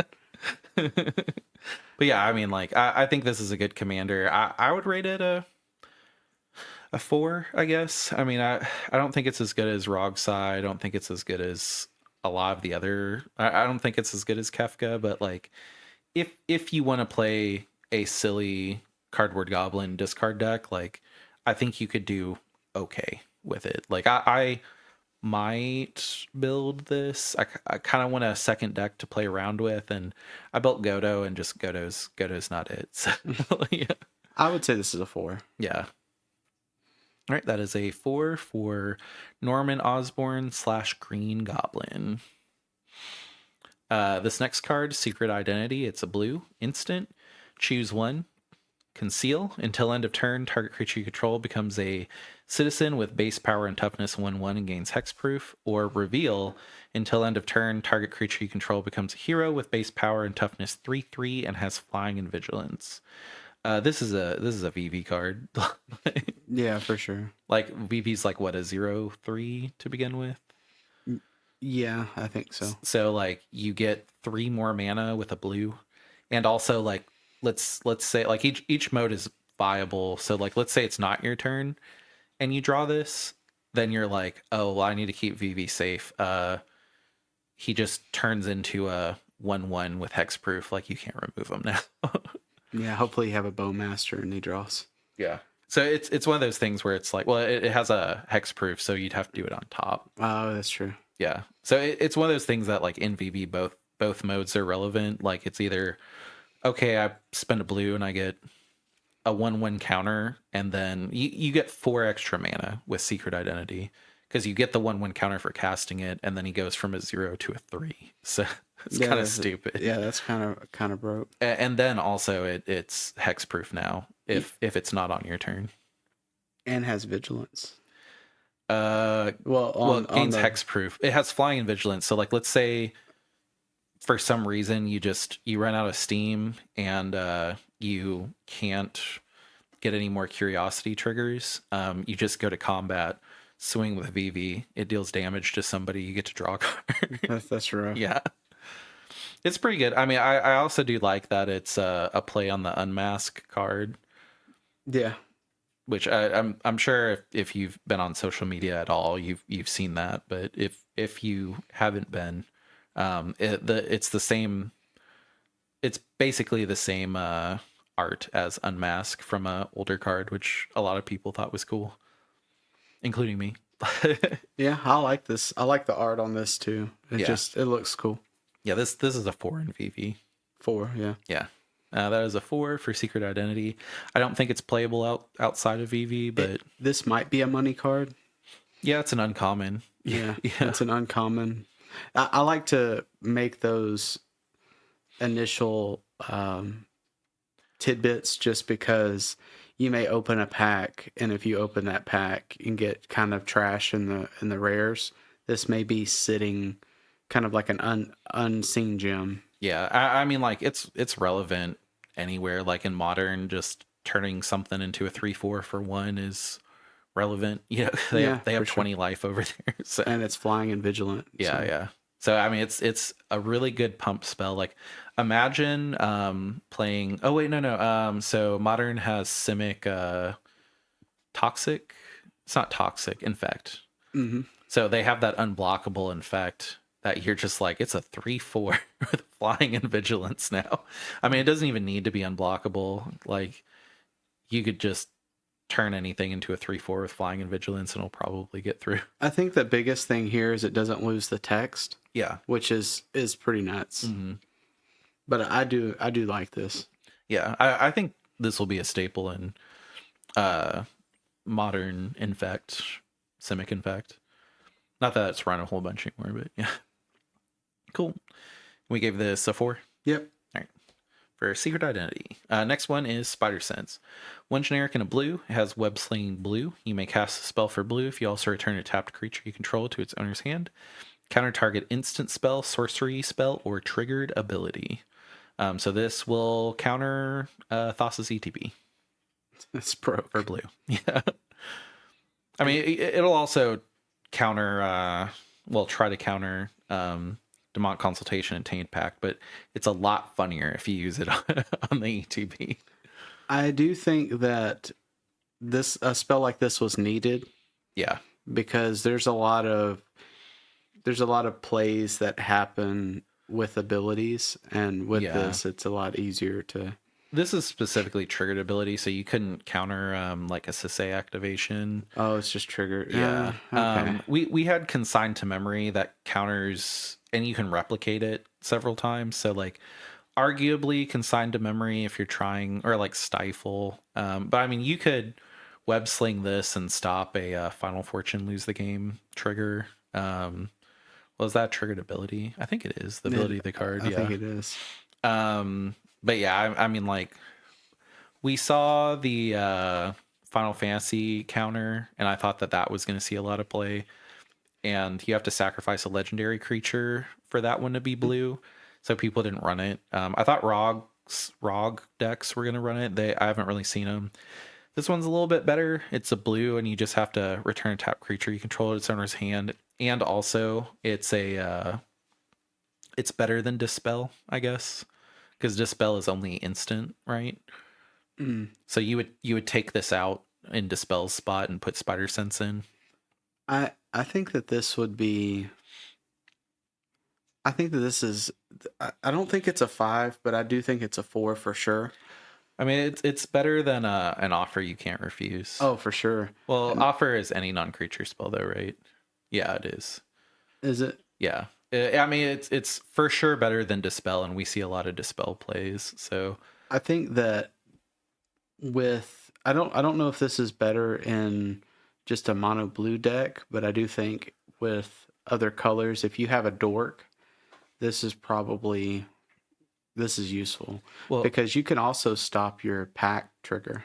Yeah, so like well, yeah, I mean, in the untap and then you tap your mana dork. I think Blue Farm will run this just because Blue Farm is turning a lot of creatures to the side anyway.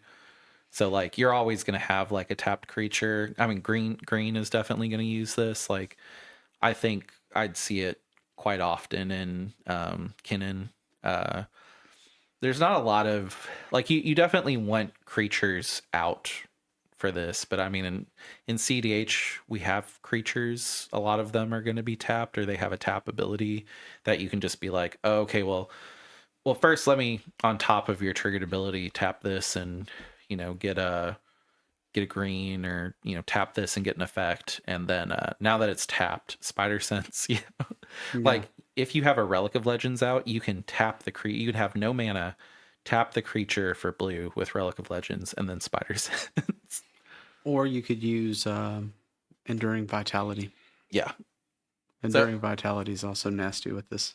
Well, and Enduring Vitality, the creature itself has to be available to tap, at least with Relic of Legends, like it's an external tap. So like, that's true. I mean, you could even run a Springleaf Drum and stuff like that. Like Paradise Mantle is not an external tap, but like Springleaf Drum, you can counter a Thassa ETB with no mana open. That's pretty broke. Yeah. I want to give it a 5. It's going to take Dispel's spot. Like, I would say if you're running Dispel in your deck, just put this in. If you're running Offer, maybe swap it out. But if you have Dispel, like, this is a straight swap right away. So I'll give it a 4. It's only going to be viable in decks that like really, really want to control the game. But I mean, it's so funny that now you can resolve a Tainted Pact or a Consultation and just be like, I might still lose. But yeah, I'll give it a 4. Yeah, I like it. Cool. 4 for Spider Sense. Okay, that's what we're doing. So Eddie Brock, 2 generic and a black, legendary creature, human, hero, villain. When Eddie Brock enters, return target creature card with mana value 1 or less from your graveyard to the battlefield. Pay 3 generic, black, red, green, transform Eddie Brock, activate only as a sorcery. He is a 3/3, and on the other side, which is castable for the same amount, so 3 generic, black, red, green, he's Venom, Lethal Protector. Legendary creature, symbiote, hero, villain, menace, trample, haste. Whenever Venom attacks, you may sacrifice another creature. If you do, draw X cards, then you may put a permanent card with mana value X or less from your hand onto the battlefield, where X is the sacrifice creature's mana value. It's a 5/5. I don't see this being a Jund CDH commander. Jund is really having a hard time right now, and I don't think that unfortunately, I don't think Venom or Eddie Brock really carve their own path. I love Venom, so there was not going to be a world where I saw Venom and didn't talk about him. For sure. I'd say it's a 2. Put it aside. I don't think, unless I'm missing something, like, I mean, it's clearly going to be a Protein Hulk deck, but I mean, Protein Hulk decks aren't great. Like, returning something 1 or less from your graveyard to the battlefield is Protein Hulk combo line, and being able to sacrifice Protein Hulk the moment that Venom comes out, because he has haste, so you move to combat, attack, then sacrifice another creature as an attack trigger. It's the same problem with like Storm though, where it's like, all right, I got Storm out, I'm moving to combat. Does anybody have a swords? No. Okay. Time to go. It's mid. It's a 2. Yeah, and really, yeah, I think 2 is where it's at.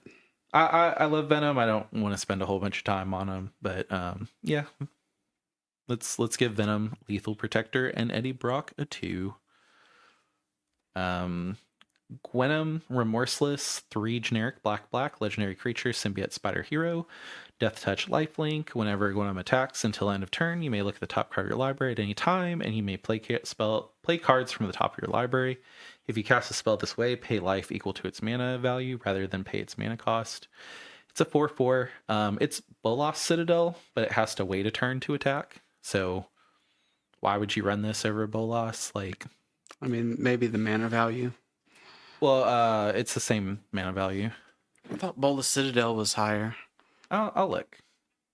Maybe I'm misremembering, but also it has to swing. Oh, so Bolas Citadel is 1 more. So it's 3 generic black, and Gwenom is 3 generic black. Mm. But I mean, yeah, it has to swing. I mean, creatures are easier to resolve. I have seen people that play Glarb being like, oh, well, if I'm locked out of Glarb, maybe like Gwenom will be good. It's like, well, no, because if you're locked out of Glarb, it's probably because of a Adranith, and you can't cast spells from the top of your library That's if very there's a true. Yeah, so That's very true, yeah. yeah. I mean, like, it's interesting. Maybe a sneaky win line. I mean, it's a 1 card possible sneaky win. Yeah, I mean, maybe Timna Dargo, since they're running Bolas as a backup anyway, will just run this and they'll pop it out. And, you know, if you use your sword on this and not Dargo, great. If, you know, you don't use your sword on that, then I get a Bolas Citadel on my next turn. Yeah, like, Yeah. the only problem is if she swings and dies, you can only cast instants like that. And I mean, the problem with Bolas Citadel is always like, oh, oops, I hit a land. That's true. Yeah, I mean, interesting. 2. I think, yeah, I think 2 is where it should go. If you put this aside, there's probably some combos that can come of it. It's good to know that they have Bolas Citadel on a creature, which is really good. I mean, and a trade-off 1 less, but you have to wait until your next turn unless you give it haste. So for some reason, I thought Bolas was always 5. I was just like, oh, there's three black pips there. Which, I mean, I ran Bolas and Crick, and I mean, the 3 generic was what I cared about. So. That's true, yeah. Yeah. So 2 for Gwenom Remorseless. Definitely.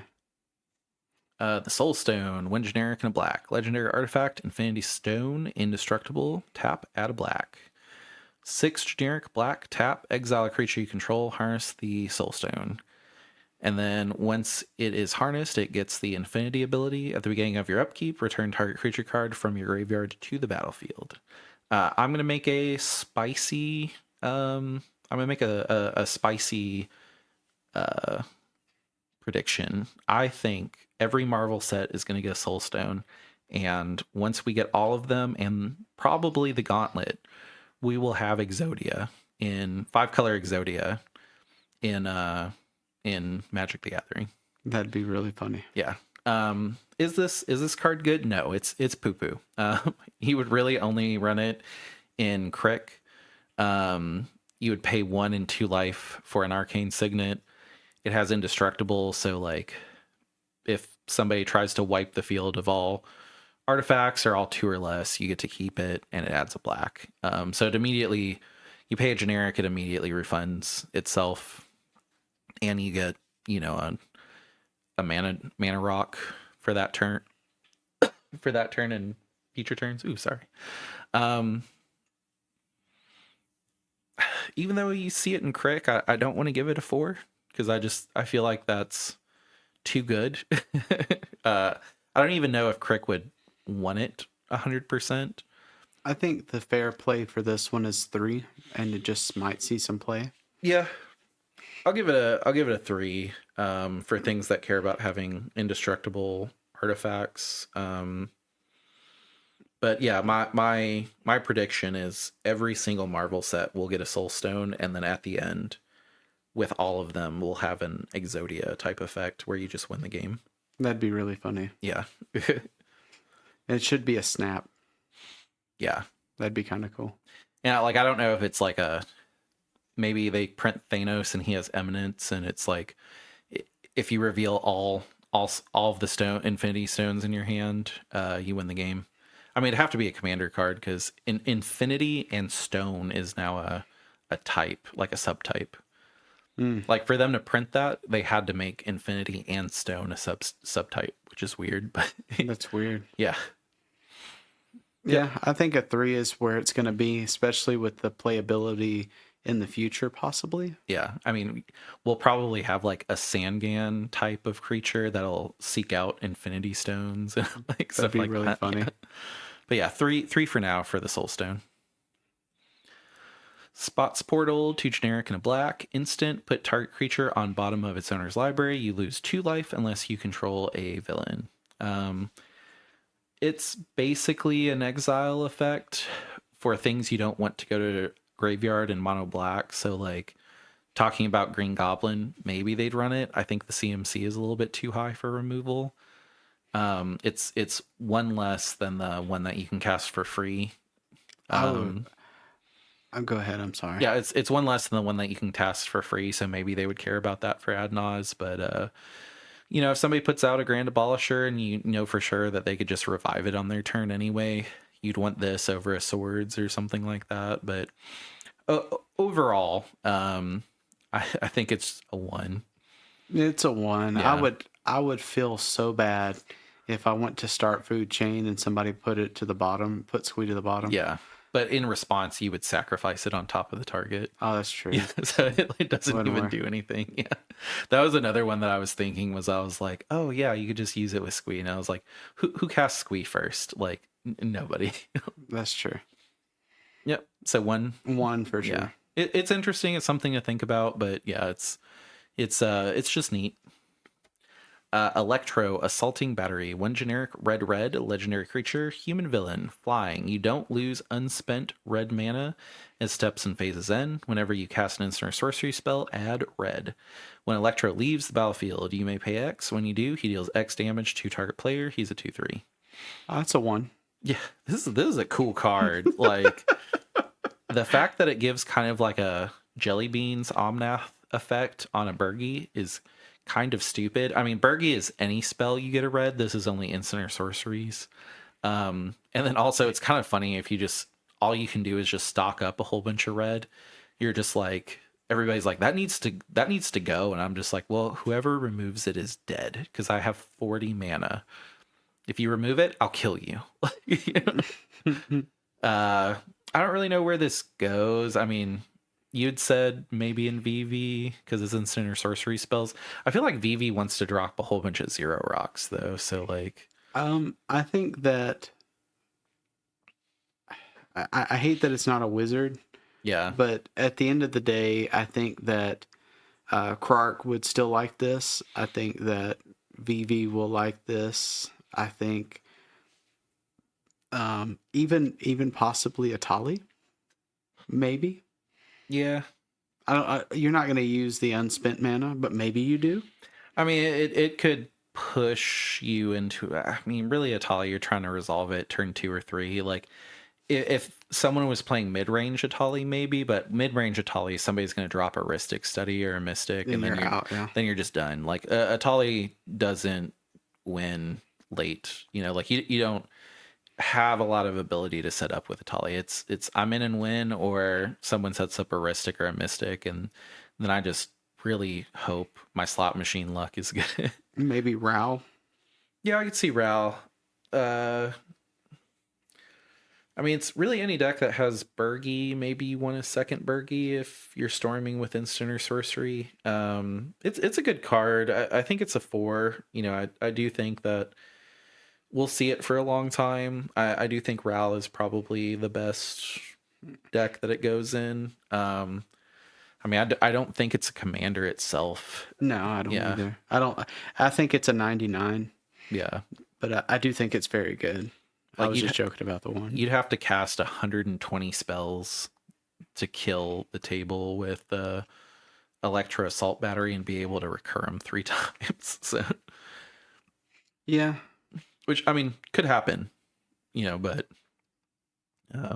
yeah, I mean, Underworld Breach possibly. yeah.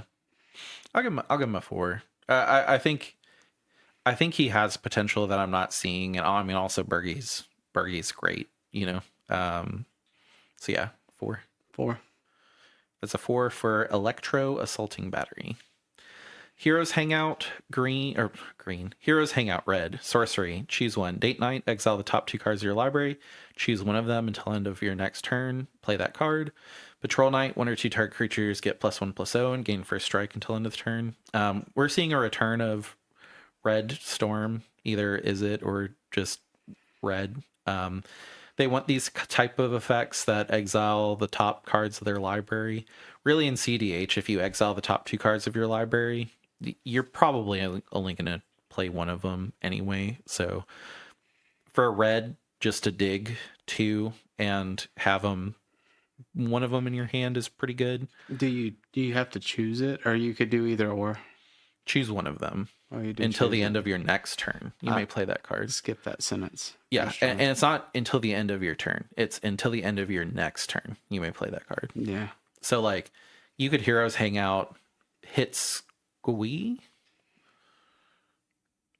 Hit Squee and something.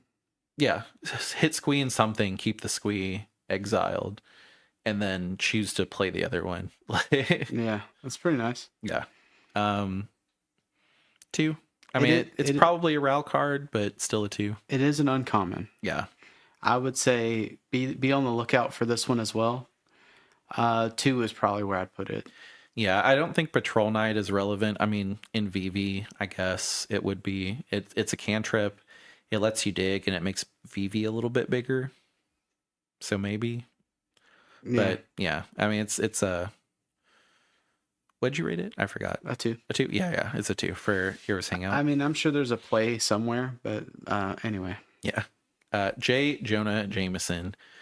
2 generic and a red legendary creature, human citizen. When J. Jonah Jameson enters, suspect up to 1 target creature. A suspected creature has menace and can't block. And it can be your own creature. When a creature you control with menace attacks, create a treasure token. It's a 2/2. Not bad for Blue Farm. I feel like I already forgot the red card that whenever a creature deals combat damage, you get a treasure. Professional Facebreaker. Professional Facebreaker itself has menace. You could, put out a J. Jonah Jameson, suspect your Esper Sentinel and get through and get treasures and get cards with Tymna. I mean, giving Tymna menace, you're not blocking with Tymna anyway, so no. Seems pretty good. I mean, I don't think at 3 that's kind of high. Great for Blue Farm. I'd put it to the side, I think, is where I'd do it. Yeah. I could see like a more combat centric Blue Farm, because there's the combat centric blue farm that runs the Thropter thing. Loyal Apprentice Yeah, I think Loyal Apprentice is 3, right? 3. No, loyal. Well, I think it's a 1/3. Well, I mean, like mana value. No, it's It's 2. 2. Okay, yeah, I think 3 is a little high. I'll still give it a 3 because I mean, like, this is good-ish in Atali, I I mean, guess. it's a good effect. It's just kind of high. Yeah, I'll bump up with you. I'll see a 3. I mean, you could potentially turn 1 Ragavan with the treasure and another land drop. J. Jonah Jameson, give your Ragavan menace, swing with Ragavan, get 2 treasures and a card. Yeah. Like it has. I think 3 is fair. Yeah, my whole thing is with cards like this that are right on the cusp of being awesome. Yeah, Like if it was a 2, it would be amazing. yeah. You, The flavor text makes me sad though, because you would assume with him slamming his desk on the or fist on the table, it'd be like, I want pictures of Spider-Man, and he's even pointing to pictures of Spider-Man. But the flavor text is, the photos are garbage, Parker. I'll buy them all. that sounds like him, though. It does, but like his biggest like quote is, I want pictures of Spider-Man. Yeah, that's true. That's true. And it would match like the animation that's in there. So Yeah, there's like Spider-Man with the suspect board. well, it's also funny because he always calls Spider-Man a menace. So like this is one of the cards that I'm just like, okay, like this hits the nail on the head flavor wise, but like one of very few in the set where I'm like, I get why J. Jonah Jameson does this. Yeah. I like it. What did we say? A 3? Yeah, I said a 3. Yeah. 3 for J. Jonah Jameson. Spider-Punk. I'm gonna force a will this one. So Spider-Punk is 1 generic and a red, legendary creature, human, spider-human hero. It has Riot, which I mean, again, good flavor. Riot is, this creature enters with your choice of a 1/1 counter or haste. Other spiders you control have Riot. Spells and abilities cannot be countered. Damage cannot be prevented. So spells and abilities can't be countered, including your opponents. So if you drop Spider-Punk, he needs to be a Grand Abolisher that wins right away. The damage can't be prevented is pretty relevant for CDH because of One Ring. So like if someone plays a One Ring and they're like, I'm going to be safe, I know this guy's going to combo out, you drop Spider-Punk, everybody has to either counter Spider-Punk, or you win because your stuff can't be countered. That being said, if someone has a swords and you're going to do the wizard combo where you just copy him infinitely with his ETB, dual caster mage. Dual caster. Yeah. So if you try to dual caster mage combo and someone has a swords, I mean, it's not like you're gonna counter it in mono red anyway, but it's just funny that you could be like, all right, I'm going for it, and then someone's like, I'm gonna swords your dual caster, and then no one can be like, well, I have a pact, like, can we tie? It's like, nope, that pact wouldn't do anything. And then That's also true. like, just as a reminder, spells and abilities can't be countered, they can't be exiled. So Mind Break Trap would still shut you down. You got to be really, really careful with it. That's what I was thinking. Because Yeah. if I'm holding Born Upon a Wind, good Yeah. luck. For me also, like, I'm going to play this on my last turn and just be like, if I get it, great. I'm not getting another turn anyway, so I don't care who wins. You got to be careful with it. You could upset the table, but I mean, it's kind of the same thing with like Teferi combo, where like if someone Otawaras your Displacer Kitten and you can't flicker it, then you pass to somebody and they have a sealed turn all of a sudden. So That's true. Yeah. it's a little bit easier to do that with Spider-Punk, but Spider-Punk costs 2, and I mean it gives a deck that couldn't really protect its win protection now, so I think it's a good inclusion. I mean it'll be a 5 for like Atali. I mean really Atali's mostly afraid of Mind Break Traps anyway, but it'll go in every red deck that doesn't have blue or white. Yeah, I like it a lot. I'm with you on it. I still think that the first one was good, but I think that this is solid as well. Yeah, I mean, is there going to be games where you play Spider-Punk responsibly and someone still blows you out and you pass and someone else wins? Yeah. Is that going to feel bad? Yeah. But are there going to be games that you win because of Spider-Punk? More often than that. So Well, if you're mono red, or if you're in that red heavy deck, you don't really care if you don't care what other people do. that's where I'm at, where it's like, well, if this is my last turn anyway, like, Yeah, I don't care what's going. I don't care. If I'm trying for 5 points, I'm trying for 5 points. Like, you could argue that like Spider Punk, if you didn't play it, you could have gotten 1 point. But I mean, what we've kind of started seeing in tournaments is if you don't have 5 points, for the most part, your ties don't win. Like, unless you like have a win and then everything else is a tie. Like, you want wins. Like, the system now is you want wins. If you have 4 rounds, 2 wins and 2 ties will get you there. But I mean, you would really just rather win, if you can. So that was a 5 for me and a force of will for Spider-Punk. Yeah, I like it. Lizard, Connor's Curse, 2 generic green, legendary creature, lizard villain. It's a 5/5 with trample. Has lizard formula. When Lizard, Connor's Curse enters, up to one other target creature loses all abilities and becomes a green lizard creature with base power and toughness 4/4. So it's an Oko effect on a green creature, which is pretty cool. It only hits creatures, which, I mean, if you could hit like a Rhystic Study or something like that, this would be really, really good in like a Tali. But I mean, hitting problem creatures isn't bad, especially like if there's a Sisay and you're just like, I do not want to deal with Sisay. It's a 4/4 now. Yeah. Yeah, this is one of those few green like utility cards that are good for in general. I wish it was cheaper. Maybe just 2 green, or I mean just green instead. It's something that I, Kinnan can hit on a Kinnan activation at instant speed as well. yeah, yeah. I feel like personally, like who cares about like the power and toughness?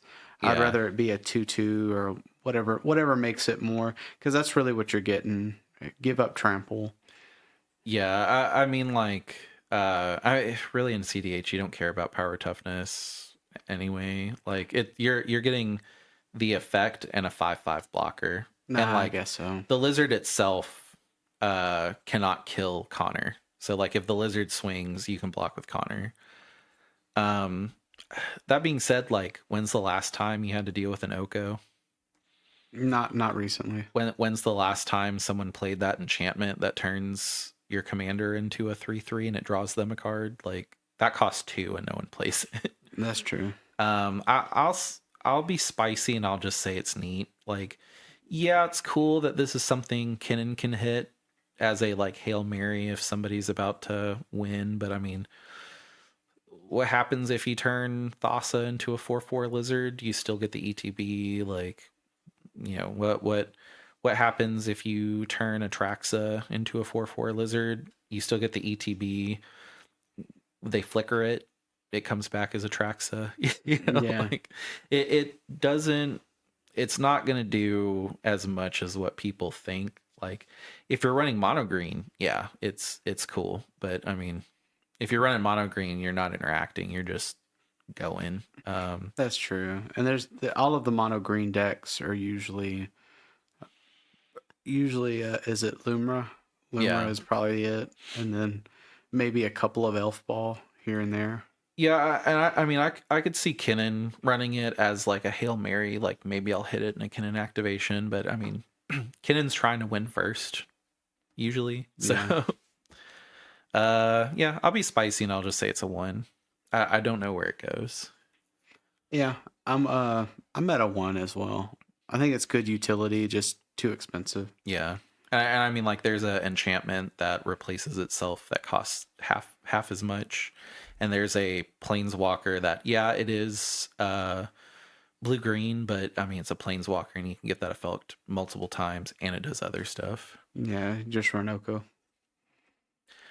Strength of Will. One generic and a green instant until end of turn. Target creature you control gains indestructible and gains when this creature is dealt damage, put that many 1/1 counters on it. The reason that I wanted to include this one is this turns mono green counters into a win con on Walking Ballista. So if you have Hardened Scales, which is a 1 cost enchantment, you play Walking Ballista for 1, it enters with 2/1/1 counters. You play Strength of Will on it at instant speed, so on top of somebody's win, you know, and you ping Walking Ballista with one of its 1/1 counters. When it's dealt damage, you put that many 1/1 counters on it, which because of Hardened Scales, you put 2. So you just keep pinging yourself for 1/1 counters. It itself has indestructible, and then you amass a billion 1/1 counters, and then you clear the table and all of the players. Like, Yeah.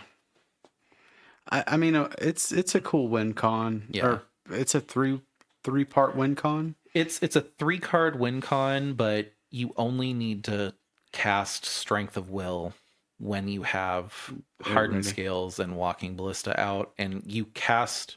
So it's 4 mana if sequenced correctly for an instant speed win in green. So it's play Hardened Scales, play Walking Ballista for 1. It gets 2/1/1 counters. You pass, you leave 2 up. You let somebody else try to win. Everybody like counter wars down, and you're like, I have something to pitch in. Strength of Will. Pow, pow, pow, pow, pow. And win, yeah. Yeah. I think with Agatha's being an option too, Yeah. it causes some major sneakiness. Mm-hmm. I mean, everybody knows Agatha's and Walking Ballista, Yeah. but the fact that this kind of goes on sneakily Yeah. is kind of cool. Imagine you swing Timna at me, and I'm like, okay, I'll block with my creature that has a 1/1 counter on it. Strength of Will. Yeah, It's like thanks for the 1/1 counters. Blah blah blah. Like, that's funny. I like it. yeah, like it has use by itself. Indestructible doesn't matter too much with it doesn't really matter too much, but like let's say you swing an orc army into me and like you gave it trample. I believe I wouldn't take any damage because it would deal the damage to me, and then I'd put that many 1/1 counters. No, that it would be a trigger delay. But I mean, like if you swing an 18/18 Bowmaster into me and I block with an Esper Sentinel, now my Esper Sentinel's a 19/19, and you have to pay the 19 or I draw a card. That's funny. Yeah. Yeah. I mean, I think it's neat, or not neat. I think it's a 3. It might see some play somewhere. It's a 4. It's a win con in mono green. Think so? Yeah. Yeah, I'm with you. Like it's a 3-card 4-cost win con in mono green, which is really good. I mean, on top of it, like let's say I have Notion Thief out, and you're like, I'm gonna ping it with Bowmaster, then I'll be like, cool, it's indestructible and it's a 4/2 now. Like, Yeah, I like it. yeah, it's good. It by itself, it's a pretty good card in the current meta. Like, if somebody's trying to take out your Bloom Tender, you Strength of Will it, make it a 2/2, and then it's not going to be able to be killed that turn, and then you still get it. You know? Well, you make it if somebody's trying to ping it out, they would be like a 3, right? Because it gains 1/1 counters for it. Well, usually someone will put one ping on a Bowmat or on a Bloom no. Tender because it's a 1/1. I'm thinking it gave a counter. I'm sorry. I'm with it. It'll give a counter, but it'll give 1 because they're Yeah. trying to ping it for 1. Because of the ping. And then for the rest of the turn, they can't touch it because it's indestructible. And if they do touch it, then you get more 1/1 counters, and shame on them. Like, Yeah, sure. yeah, I'll give it a 4. I'm with a 4, yeah. Web of Life and Destiny, 6 generic green enchantment. Convoke. Your creatures can help you cast the spell. Each creature you tap while casting the spell pays for 1 mana of that creature's color. At the beginning of combat on your turn, look at the top 5 cards of your library. You may put a creature card from among them on the battlefield. Put the rest on the bottom of your library in a random order. I just think this is a 1. Like, I don't really think it's useful in CDH, but I mean, it's cool. The fact that it has Convoke, if you have a bunch of creatures, you can just drop this thing and then you can drop big cards from your library for free, and it's a put, so people can't counter it. So you could respond to the trigger, Worldly Tutor, like something crazy at the top, and then just drop it for free. 8 casting cost is kind of crazy, but the other thing with this is if you're playing Kodama, you Convoke it, cast it for 4, and then you drop it, and then with Kodama you can drop something 8 or less from your hand. That's nasty. Yeah, so it's got potential, and then even then you put something, if you do it in your main one, you put something on the field probably. I think it's cool. I think it's a little bit too slow for CDH, but I mean, is it great in like tier 4, tier 3? Yeah. But it's a 1 for CDH. Yeah, 1 for sure. Cool. Now we're getting into the dual colors. So this is Carnage, Crimson Chaos, 2 generic, black, red, legendary creature, symbiote villain, trample. When Carnage enters, return target creature with mana value 3 or less from your graveyard to the battlefield. It gains this creature attacks each combat if able, and when this creature deals combat damage to a player, sacrifice it, and then Carnage himself has Mayhem, black, red. So I've seen some talk about this being in Tymna Dargo, or any deck that wants to loop creatures. So you discard Carnage, you Mayhem him for black red. When he enters, he returns a target creature card with mana value 3 or less from your graveyard to the battlefield. As long as he's been discarded, if you sack him, you immediately can cast him for your Mayhem cost. So worst case, let's say you have an Impact Tremors. You discard Carnage, bring him out, he returns a creature, you sack the second creature for black, you sack him for red, you do it again because you can cast him for your Mayhem cost. You do it again, you do it again. So you can loop him because he always brings a body back. And then you can just kill the table with Impact Tremors or not Walking Ballista. Well, Goblin Bombardment, no, because yeah, you could with Goblin Bombardment, Carnage, and if you have a Relic of Legends out. Yeah. But I mean, just 4 to return him as a 4/3 trample, and a creature with mana value 3 or less, pretty good as well. This is clearly a 5 because it's Carnage. Yeah. But realistically, I maybe a 3. I mean, play Carnage, get a Ranger Captain back. That's what I was thinking. Yeah. I mean, it enables loops, but just loops really for the most part. I think it's a 3. I mean, I do think Tymna Dargo will probably consider it, but I don't think every single deck will run this because at the end of the day, you could be running Rakdos the Muscle instead, and Rakdos the Muscle, pretty good. Yeah, for sure. Yep, I'll give it a 3. That's 3 for Carnage, Crimson Chaos. Dr. Octopus, Master Planner, 5 generic, blue, black, legendary creature, human scientist villain. Other villains you control get +2/+2. Your maximum hand size is 8. At the beginning of your end step, if you have fewer than 8 cards in hand, draw cards equal to the difference. It's a 4/8.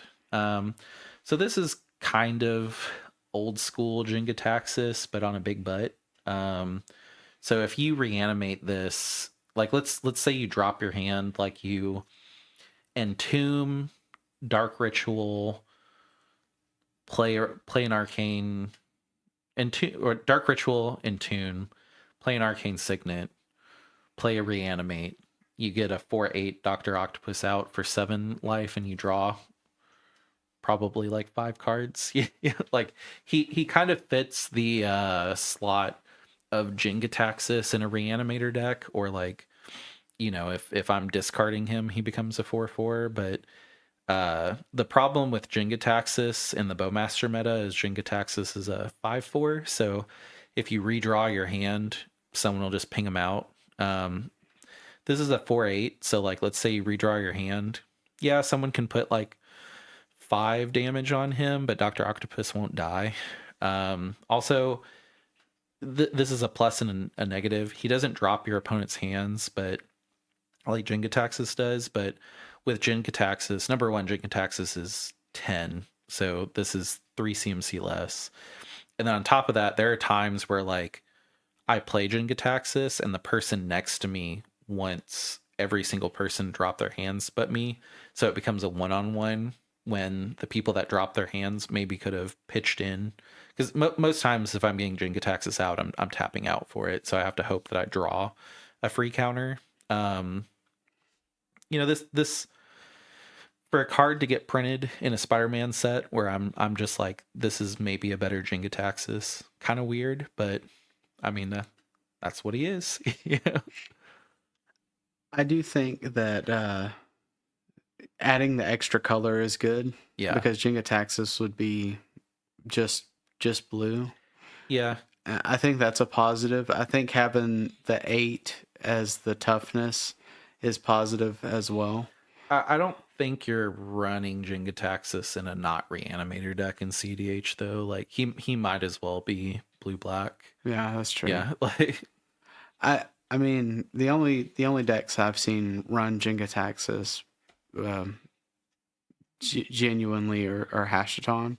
yeah. And I think that you wouldn't care about this one either, or maybe you run both. I think I'm gonna take Platinum Angel out and swap Dr. Octopus in. Like I really like Platinum Angel. It's really funny to drop it at instant speed and stop a Thassa win, but like at the end of the day, me having more cards in my hand is really I want to drop my hand. I want to realistically what I want to do is I want to play on turn 1 a Lotus Petal, play a land, play Hashton, play a Lion's Eye Diamond, drop my hand, get a Jingataxis, a Consecrated Sphinx, or a Dr. Octopus out, and then refill my hand. That's what I was saying. Yeah. So in your deck, I see you running both. I don't see you running this over Jingataxis. Yeah. However, like you said, Platinum Angel was kind of just cool. Yeah. Whereas this is drawing 4 cards, 5 cards is huge. Platinum Angel, the reason I like it is not only can you drop it on top of a win, but like I could just be like in the tournament the other day where I'm like, I do not have any counters and I can't stop anybody from winning. So what I can contribute here is dropping a Platinum Angel, and then at least someone I put a barrier for entry into a win attempt at the very least, if I don't have counters. But I mean, I'm also kind of showing the table that maybe I don't have counters when I drop it. And I mean, Dr. Octopus, how about I just drop that and then drop to 8? Like maybe that's better. Yeah, I mean, it draws you at least 1 card, 2 cards, because if you cast him, yeah, possibly 2. I just yeah, I mean, even if my hand's full, I cast him, I go down to 6, I draw 2, which I mean, definitely not ideal, but yeah. But there, yeah. I mean, also he's a 4/4. Yeah, I mean, 4/8, 4/8, or if you hash autonomy, he'd be a 4/4. Yeah, I mean, I could also entomb, play Lotus Petal, reanimate, turn 1 without Hashton, and then I'm at probably 5, and I draw 3 more. You know, I have a 4/8. That's pretty good. Yeah, it seems like it's what Hashton wants to do. So I'm probably gonna swap out the Platinum Angel, unfortunately, for Dr. Octopus. Even so, I'll say it's a 2. Like, not very many Hashton players yet. Maybe never, but I really like it. It's definitely an option in Hashton, but it does what Hashton wants to do. So what are you thinking on rating? Because I was 2. A 2? 2 or 3. I was gonna say a 3. Yeah, I'll say 3. It's a 3 for Dr. Octopus Master Planner. Mr. Negative, another Hashton card. So 5 generic, white, black, legendary creature, human villain. Vigilance lifelink. Whenever Mr. Negative enters, you may exchange life totals with target opponent. If you lost life this way, draw that many cards. It's a 5/5. There's a world where I go into negative with Platinum Angel, and then I play Mr. Negative and kill somebody.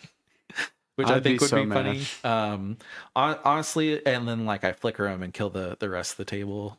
Or no, because I would get their life point. Yeah, so I could only kill one person. I beat myself up quite a bit. I beat myself up more than anybody else does at the table with Hashton. So I thought it would be funny, but it's a one. Like I could admit that. Like, would it be funny? Yes. Is it going to go in the deck? No.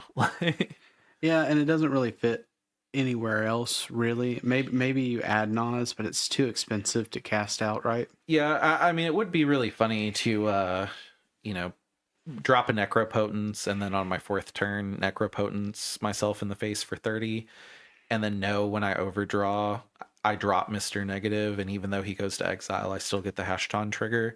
And then I go, okay, well, I'm at 4. You're at 4, and I'm back at 40. I keep all my cards. Like, funny. But I just think it's neat. It's a 1. Yeah, one is where I put it. Spider Manifestation, 1 generic, and then a hybrid mana of red or green, creature spider avatar. Reach, tap, add a red or a green. Whenever you cast a spell with mana value 4 or greater, untap this creature. 2/2. This is a common card, so it'll be something that people probably run in Pauper. Popper, if you're doing a pre-release, this is good mana. Yeah. I mean, it's a 2/2 for 2 with reach and tap. I mean, be on the lookout for it. Yeah, and I mean, if your commander is 4 or greater, you would maybe possibly like maybe you run this in Atali so that you cast Atali, untap it, and every time you cast Atali, which you're probably going to do it quite a bit, you get some mana. So you're not hitting your face. You're not hitting yourself in the face as hard with the ogre, treasonous ogre. Yeah. You know that deck wants mana. The fact that this is 2 and it doesn't sacrifice itself and you get it back after a Tali, maybe. I mean, it's cool that I'm looking at a common and I'm just like, maybe this goes in some decks, but Popper staple for sure. So I would just put it aside if you pull it in a draft or something like that. Yeah, definitely a 2. Put it aside. Spider-Man 2099, blue, red, legendary creature, spider human hero. From the future, you can't cast Spider-Man 2099 during your first, second, or third turns of the game. Double strike vigilance at the beginning of your end step if you've played a land or cast a spell this turn from anywhere other than your hand. Spider-Man 2099 deals damage equal to its power to any target. I mean, unfortunately, VV exists, and this is no VV. It's cool. It's a 2/3 double strike vigilance for 2. You can't cast them during your first, second, or third turns of the game, so I could see someone just really wanting to play Spider-Man 2099 and they just run a really interactive deck where they set up. Because, I mean, really in blue-red, if you're not trying to blow out, you're setting up a Mystic and a Ristic, or you're setting up for at least your first, second, or third turns, and maybe you're trying to stop people. It'd be pretty cool. I mean, if you play all of those red spells that exile stuff.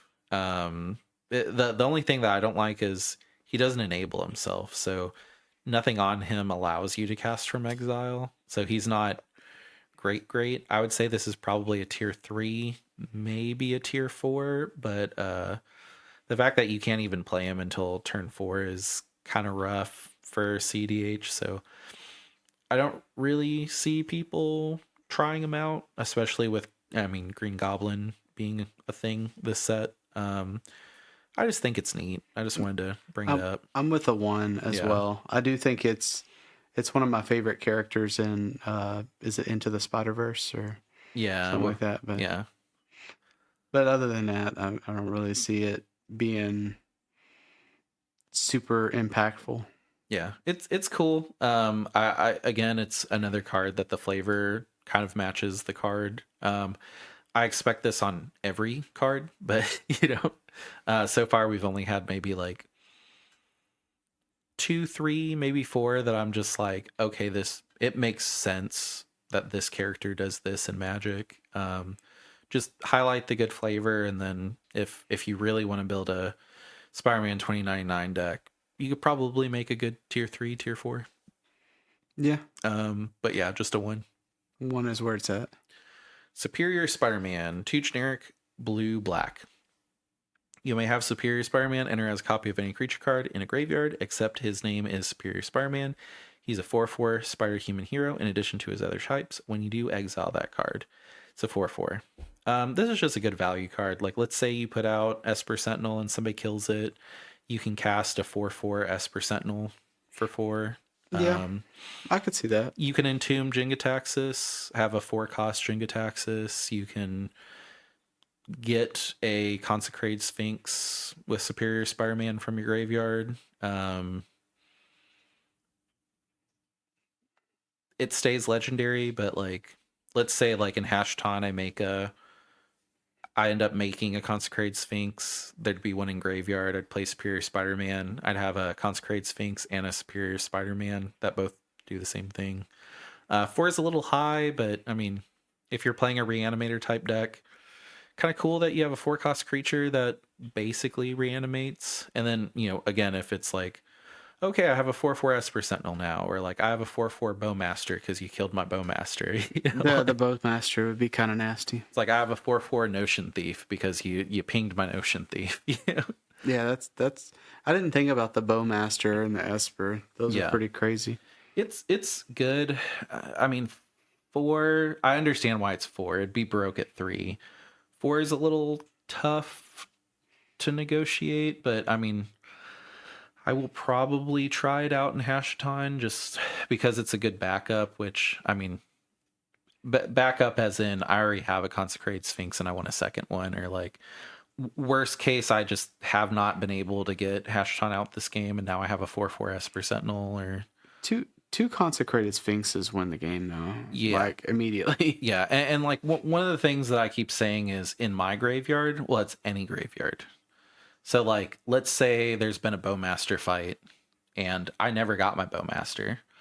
Oh, that's broke. I get Superior Spider-Man, and I have a 4/4 Bowmaster that was not my own, and your Bowmaster's gone now, Or, like, let's say, like, someone has a Devoted Druid, and the table's really worried about it being in graveyard. I can just be like, well, I can be responsible and get a copy of Devoted Druid from their graveyard, and I'll have a 4/4 Devoted Druid, and theirs is exiled, so we're not worried about them going infinite. And then, like, on my turn, I'm just like, well, I have a green, and I can get 5 green for being responsible. Like, yeah, like there's plays. It seems cool. It seems like a good value piece. 4 is a little high for CDH, but I mean, the effect is so good that it's very versatile. You can entomb your own stuff. You can take other people's Esper Sentinels, or let's say, like, I just have a surplus of mana and somebody dropped like a somebody dropped a Ranger Captain on somebody else's turn. Now all of a sudden I have a Ranger Captain, and like, you have it enter as a copy. So, like, let's say I cast it and someone has a pact. They're like, well, I don't want to pact Superior Spider-Man. It's like, cool, it's a Ranger Captain now. And then they're like, oh, okay. It's like, I sack it. Like, well, I have a pact in hand. It's like, that pact is useless now. No, it doesn't matter now. Yeah.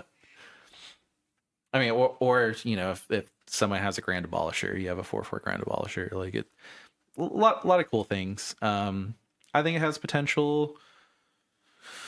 The colors make it hard.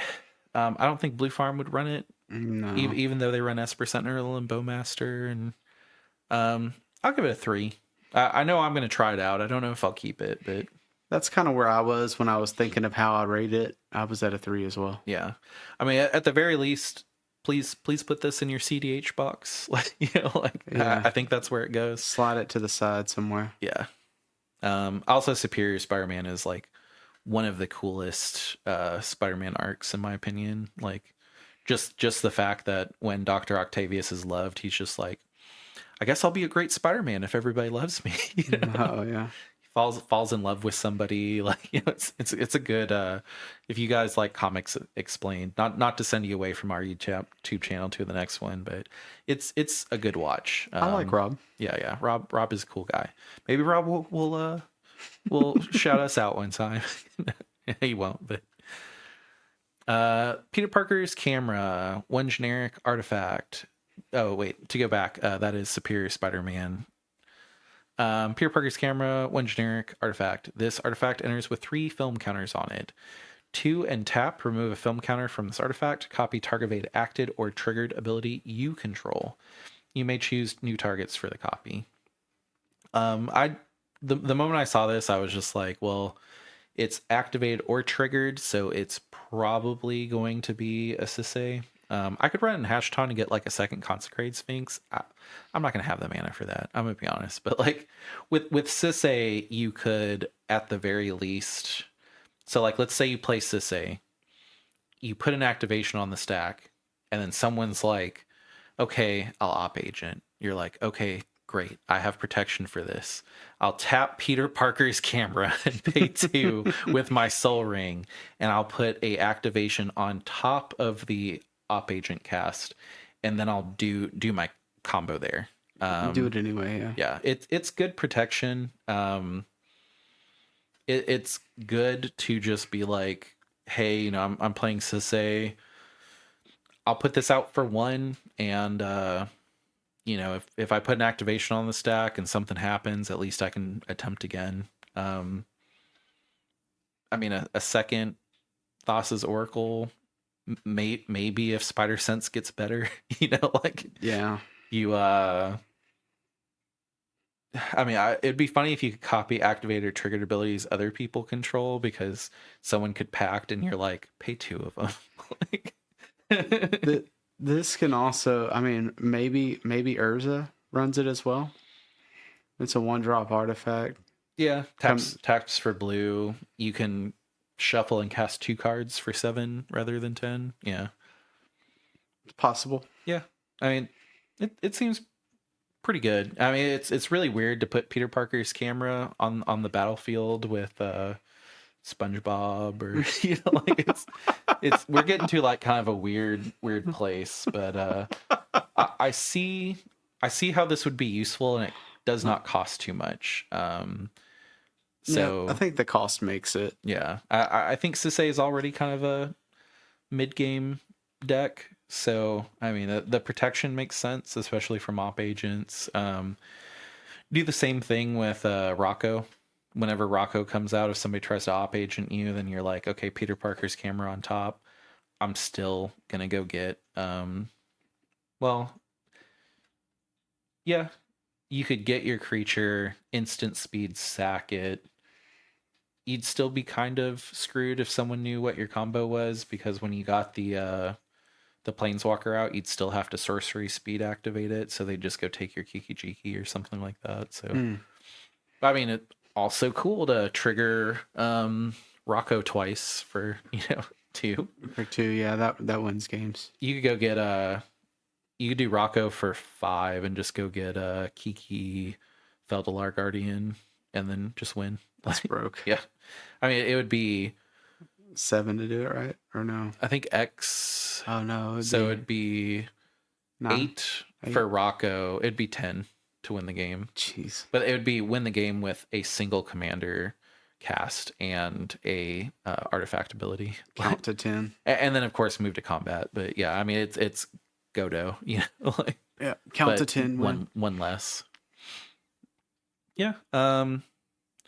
3. I don't think it's great. Like, I'm not saying every single Sisei should want to play it, but if you want to play like a more responsible, like better protection Sisei, pretty good. Do you think that this could also be used for is it not Hoarding Broodlord? I keep thinking it's Broodlord. It's the squirrel that exiles a what you call it? No, because it targets, right? So Yeah, I mean, you could. So the scroll comes out, targets devoted druid. Someone tries to Noxus revival the devoted druid on top because it doesn't say as a sorcery.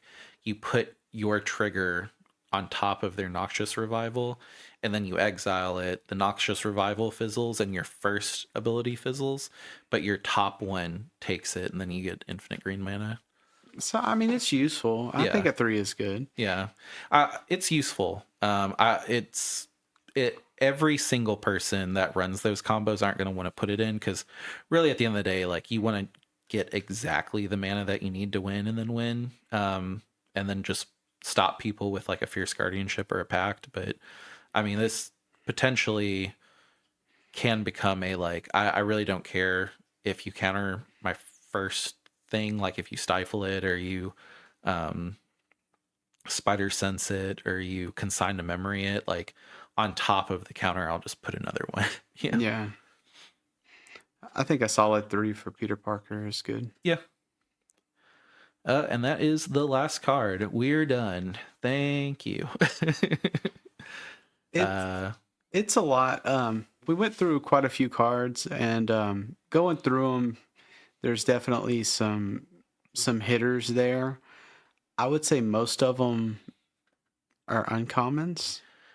I'd say about a fourth, if this was a normal set review, would not have been in the set review. Like, I think there is a world where we could have just looked at 6 cards and called it good. But I mean, you guys don't listen to the podcast to hear 6 cards and call it good. That would be a TikTok reel. Like, I think you guys want a full review of like everything that's coming out and like where it could go, where it might go. And that's what we wanted to do here. But man, was this tough. It took Yeah, a lot of energy. I would say be looking for the reprints too. There's some good ones coming out Yeah, like in the shock. set. Yeah. Yep. That being said, thanks guys for listening.